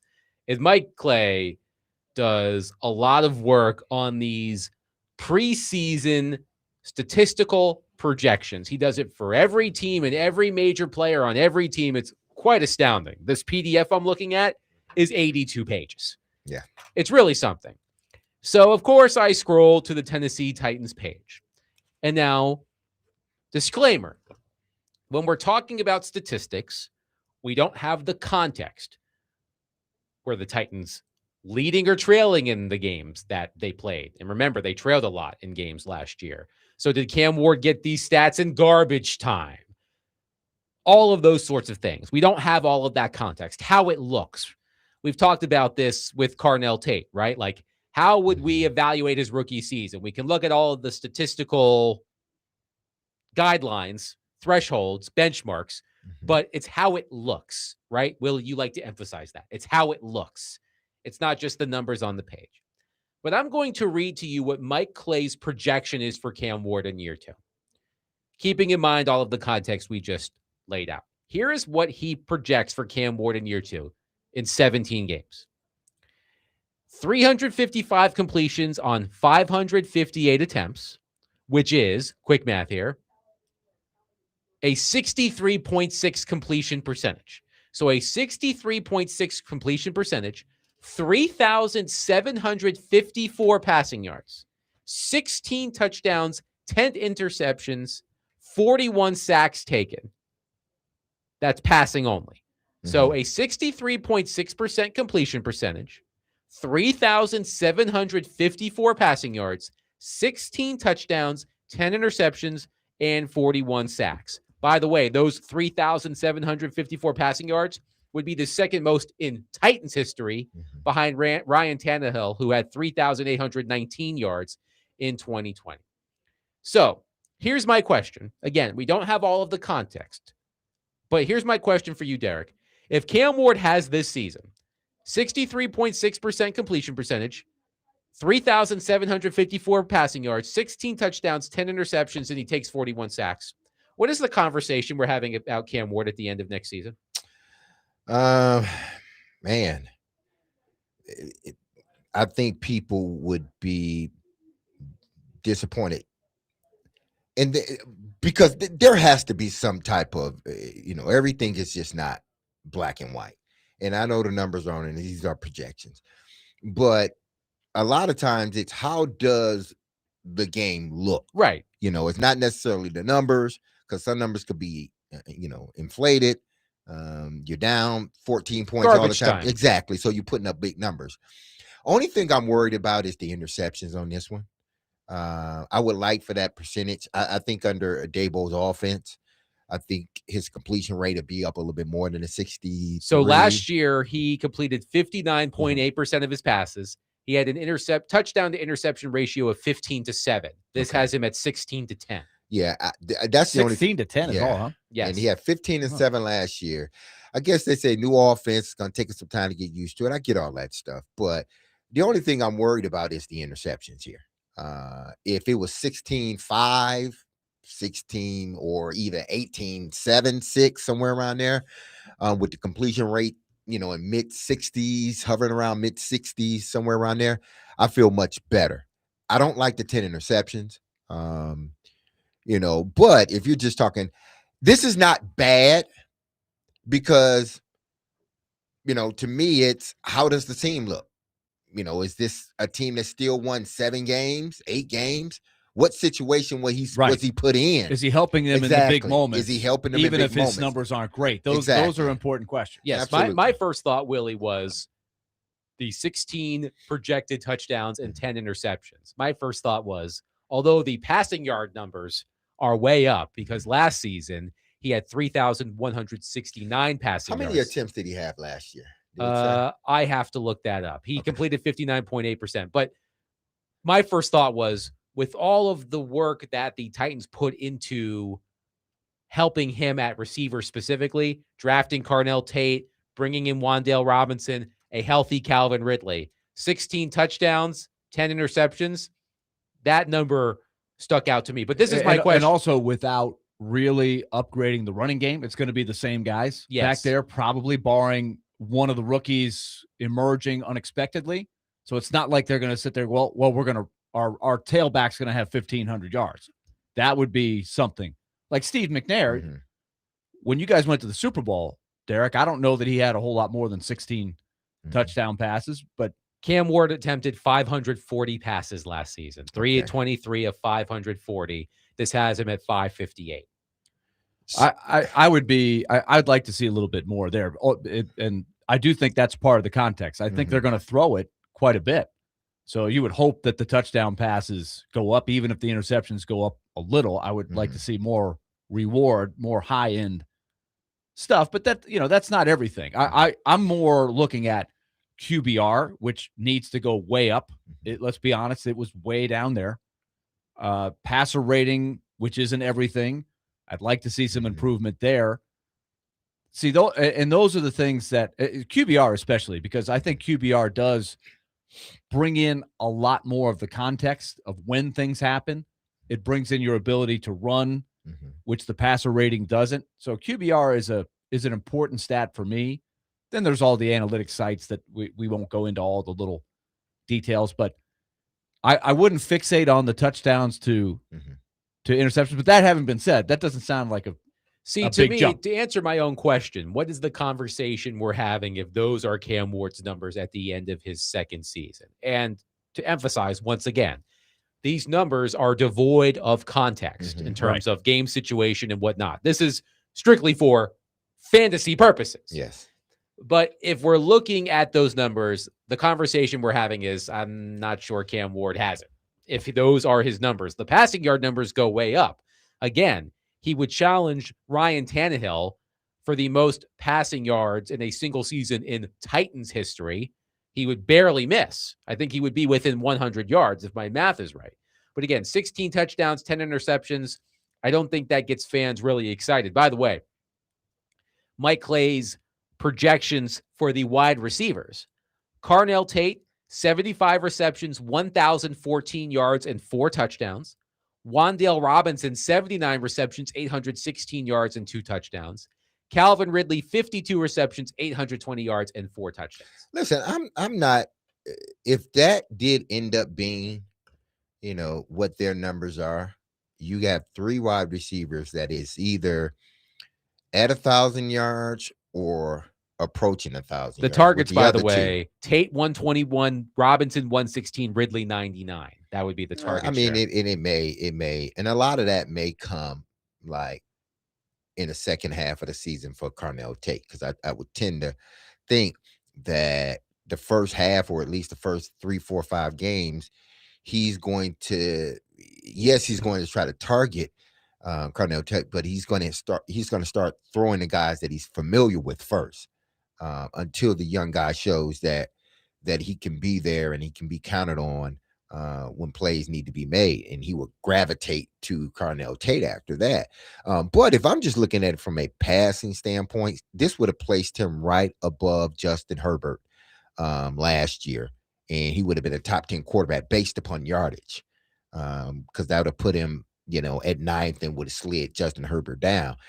Now, I'm still worried about the interceptions, because if you're throwing 10 interceptions and 16 touchdowns, that's your team's not scoring a lot of points unless, the running backs are getting the bulk of the touchdowns, or Cam's running. And Tony Pollard has 6 projected touchdowns, Tajay Spears 3, Cam Ward 2 rushing touchdowns. See, they're going to need. That tells me, all of that put together, that tells me either if they're going to have a winning season, either your defense is playing extremely well and you don't have to score as many points, or you're winning fluke games, because that doesn't, with the completion rate and everything else. And I know there are other factors into it, but if you just looked at it for face value, that doesn't mean I'm going to have a good season.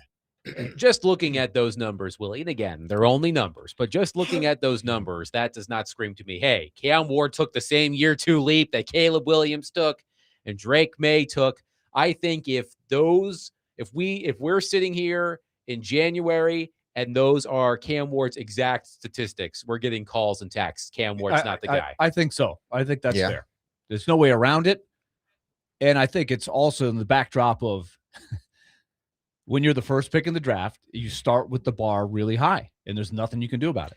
It's the touchdown to interceptions, because we look at Drake May, the yardage, he has 4,300 yards. I can live with 3,700 yards, but he had 31 touchdowns and only 8 interceptions. That's what won him ball games. Not that he threw for 4,300 yards, is that he learned how to protect the football, and they learned how to protect it as a team.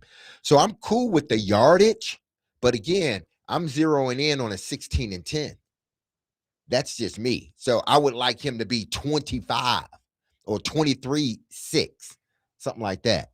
Whereas we're very opportunistic when it comes to, or very not opportunistic, but you're very cautious in a sense when it comes to the football, because you're not taking all these chances or putting your quarterback in situations where he feel that, he has to make these desperate throws. And what desperate throws, they end up being a lot of interceptions a lot of times. Meanwhile, you tell me, Derek, if Carnell Tate has this stat line for his rookie season, 75 receptions, 1,014 yards, and 4 touchdowns, I think Titans fans would be they're perfect. Encouraged. Yeah, they got exactly what they wanted with the 4th pick in the draft. Now, I would like his touchdowns to be higher, but listen, he'll get to that. But if you're looking at the stat sheet at the end of the year, and I want the wins at the end of the year, but to justify the pick, I would tend to believe that you wouldn't have any arguments with anybody unless they just hated the Titans, that those numbers wouldn't be worthy of the 4th pick. 615-737-1025. Mike Clay of ESPN has his fantasy projections out.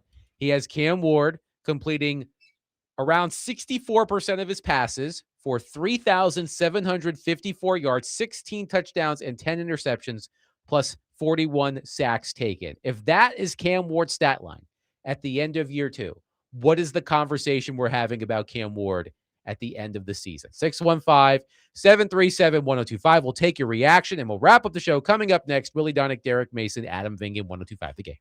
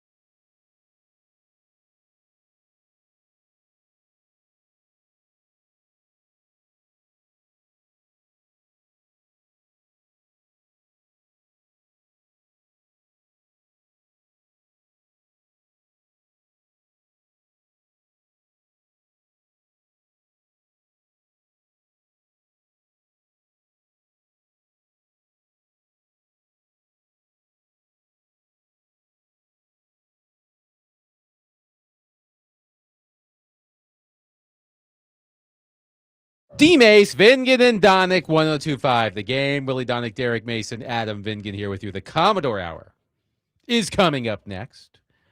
On tomorrow's program, Greg Wyshynski of ESPN.com, NHL reporter. You hear him on Thursdays with Chase and Big Joe. He'll join us tomorrow as well. I think Greg would have a fabulous perspective on the Tom Fitzgerald conversation we were having earlier because Greg is a noted New Jersey Devils fan. So, and he's still lives in the area, well connected with the Devils organization. I want to hear what Greg has to say about Fitzgerald, the Predators GM search, the Stanley Cup playoffs, and more. So we'll have Greg Wyshynski on the program at 4. Trevor Matich will join us at 4:40. Also, shameless plug, I'll be on Robbie and Rexrow tomorrow at 6:30 a.m. Damn. 6:30 a.m. Boy, you up. I can see this right now. Arlo will be getting up right at 6:35 and come down. Dad, I need some breakfast. Then Liza will wake up and she'll be ready to go. And the whole house will be up. And you'll be trying to conduct this very serious interview with Robbie Rexrow. Why did you make Arlo sound like Will Ferrell and the Meatloaf? Meatloaf, Mom! I was a meatloaf. Mom! Meatloaf! Dad! Diego Waffles! He's big into Eggo waffles right now. Of course. Nothing wrong with Eggo waffles. That's the best. Lego my ego. That's what I always say. So I'll be on Robbie and Rex Road bright and early. I'm always up before 6:30 anyway. So I'm happy to be up with Robbie and Rex Road tomorrow at 6:30. We're awaiting the NFL schedule, of course, but the NFL announced Monday that the Giants, the New York Giants themselves, will host the Dallas Cowboys on September 13th in the first Sunday Night Football game of the season. It will mark the 8th time since 2012 that the NFC East rivals will square off in their season opener. And look, I know the Cowboys are the Cowboys and the Giants are the Giants, and the Giants just hired John Harbaugh. But is anyone really clamoring for another Giants-Cowboys matchup to open the season? Anybody? These two teams stink.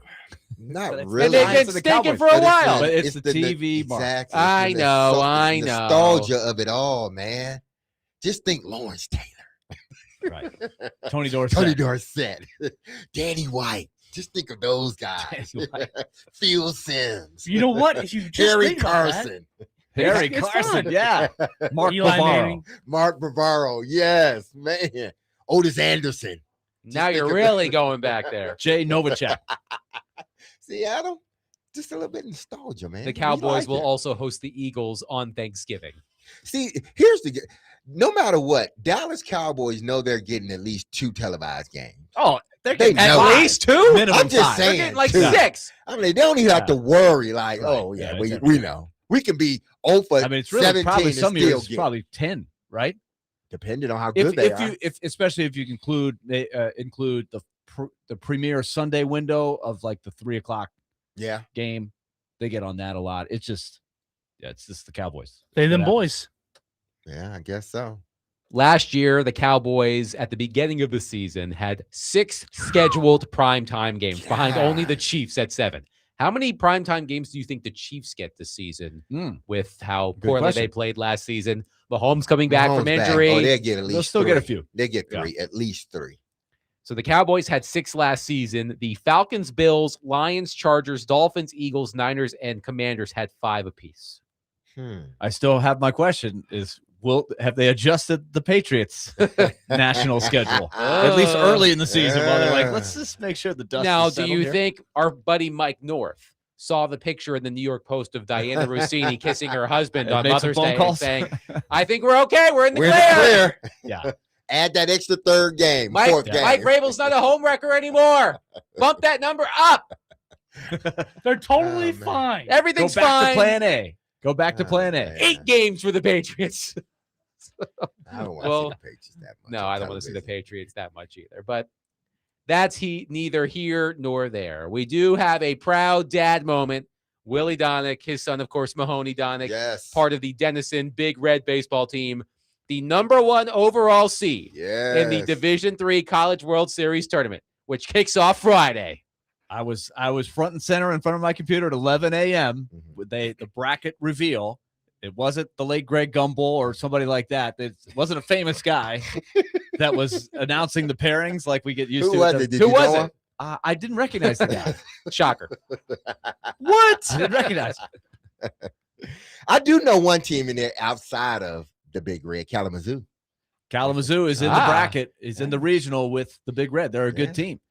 But yes, Denison over the weekend won their conference tournament, 3 more wins.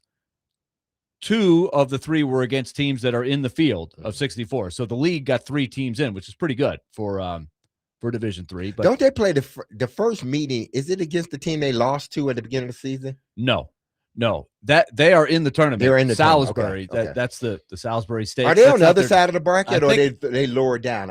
I know I saw them, but I'm trying to figure out where I saw them. They wouldn't face them unless both teams made it to the World Series. Okay. But that would be something to watch for. So Denison is ready to host.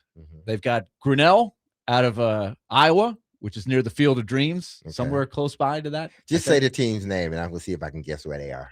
Grinnell. Okay, so Kalamazoo, that Yes, speaks I for know, itself. yes. You being a Michigan guy, you know where that is. Yes. And then the other team is Cortland State. Any idea where that was from? They've won national titles before. They are in. They're a good D3 It's athletic program. They are in. Is it New York? It is. Oh, okay. It's a New York. SUNY school. Good It for is- you. It is. Okay, Upstate all right. New York, SUNY Cortland. Yeah. Ah, look at Derek. Dmase, nice work. Don't What ask a me pull nothing- by Derek. Don't ask me nothing more than It's that. funny. Mahoney's high school baseball coach, Mike Gimblett, played on some great Cortland State teams. So as soon as it was the first text that we had back and forth, Cortland's going to Granville. It's Cortland versus, well, and they may or may not play each other, but yeah, it's exciting. I'm ready to go. Denison is 40-1, number 1 ranked. They have won 39 straight games. Now you tell me, is that a little scary? No, it's not. Coach Willy thinks it's scary. They're No, dominant, man. They have shown a great will to win. They've won 39 in a row, and they are really good. They're more talented than a lot of the teams they play. But I'll say this: there's 5-6 games that they easily could have mailed in and said, who cares? We'll lose one. We'll be okay. And they find ways to win. So let's hope that they were continues. down. What 9-7? Wasn't they down? They were behind in 2 Yeah. of the games out of 3. Came back and won both in the conference tournament. And believe me, in that league, Resilience. everybody wants to take the Big Red down. Like that's the course. king of the mountain. You So always. I'm trying to imagine Willie in the stands. Foam finger, No foam finger, face paint.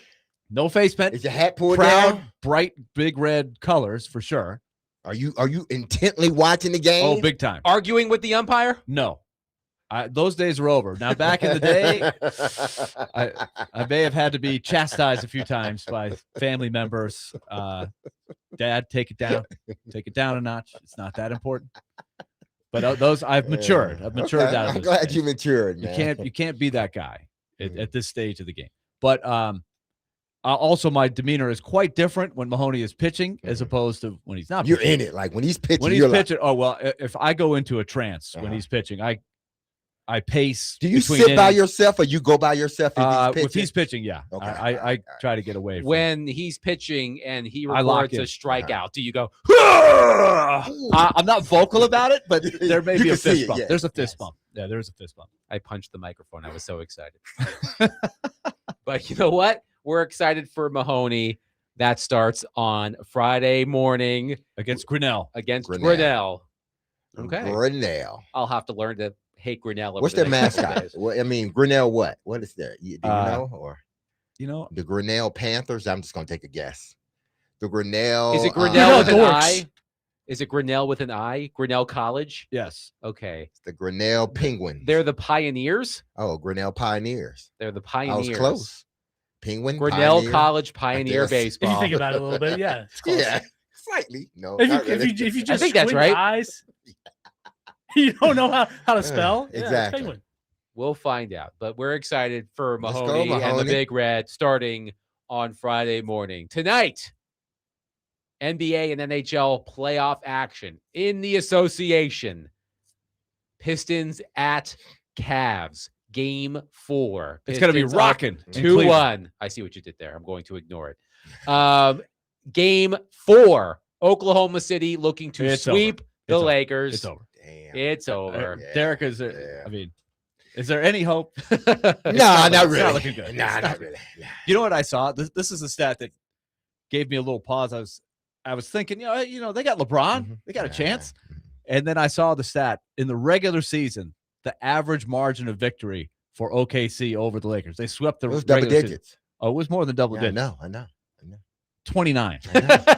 I mean, average of 29. The spread tonight is 12. We already know that. Like, you ain't have to say it loud. Sorry. You know. All I need to know, Derek, all I thinking need about to know is JJ going to survive this. That's LeBron's boy. He's gonna survive as long as LeBron's there. The old man in the 3. The old podcast. The old man in the 3. Yeah, he'll be back. He'll go somewhere where LeBron end up leaving. He'll go somewhere with LeBron. Okay, as long as JJ survives, that's really all I care. But they what about Bronny? Yeah. You know what? No, Bronny is developed. No, seriously, Bronny is developing, and it's unfortunate that in other ways, but unfortunate for him professionally. His dad is arguably the greatest player ever, and anything you do, if it doesn't come near that, you're disappointment. But I think Bronny has been developing. Like, he is a NBA player. Now, is he a superstar? Probably not, especially not now. But I think he has developed into an NBA player. But because your dad is, LeBron, that's like being Michael Jordan's son. It's like anything you do is, or like Barry Sanders' son. He is at Michigan State. It's like no matter what you do, you're always going to be in the shadow of your dad. That'll do it for us today. Yes. Just Willy. a quick shout out too on the hockey side. Of course. Only one game tonight, but the Wild Ooh, trying it's to gonna be a even the good series. Ooh, that's going to be intense. It's going to be a good Still one. no Joel Eriksson Ek. They have the same lineup, so a key player is still out. I don't know who Colorado is playing in goal, right? Are they going to go to Blackwood or stick with Wedgwood? Still a Question mark. Yep. Wedgwood or Blackwood? Yep. Pick your wood. They called them the lumber yard in Denver because of Blackwood and Wedgwood. The lumber yard. We'll see. Avalanche Wild. You think that's funny? You like that one? No, it wasn't what you said. It wasn't what you said. It was said. I'm was sorry. said prior to that. Okay. I'm going to say you're laughing because I said something funny. That'll do it for us You say today. something funny all the time. I appreciate that. Tomorrow, Greg Wyshynski on the program, Trevor Maddich on the program. We'll get back into the Titans, Predators, you name it. But the Commodore Hour is coming up next, right here on 102.5 The Game. Be loved, love on your people. Have a safe, blessed, and wonderful day. I love you. The team loves you. Hear that music. Don't you forget about us, because we will not forget about you. We will be back on these airwaves starting at 3 p.m. tomorrow on 102.5 The Game. You know what? We be talking, and You be listening. thank you. Blessed. Love you. Peace.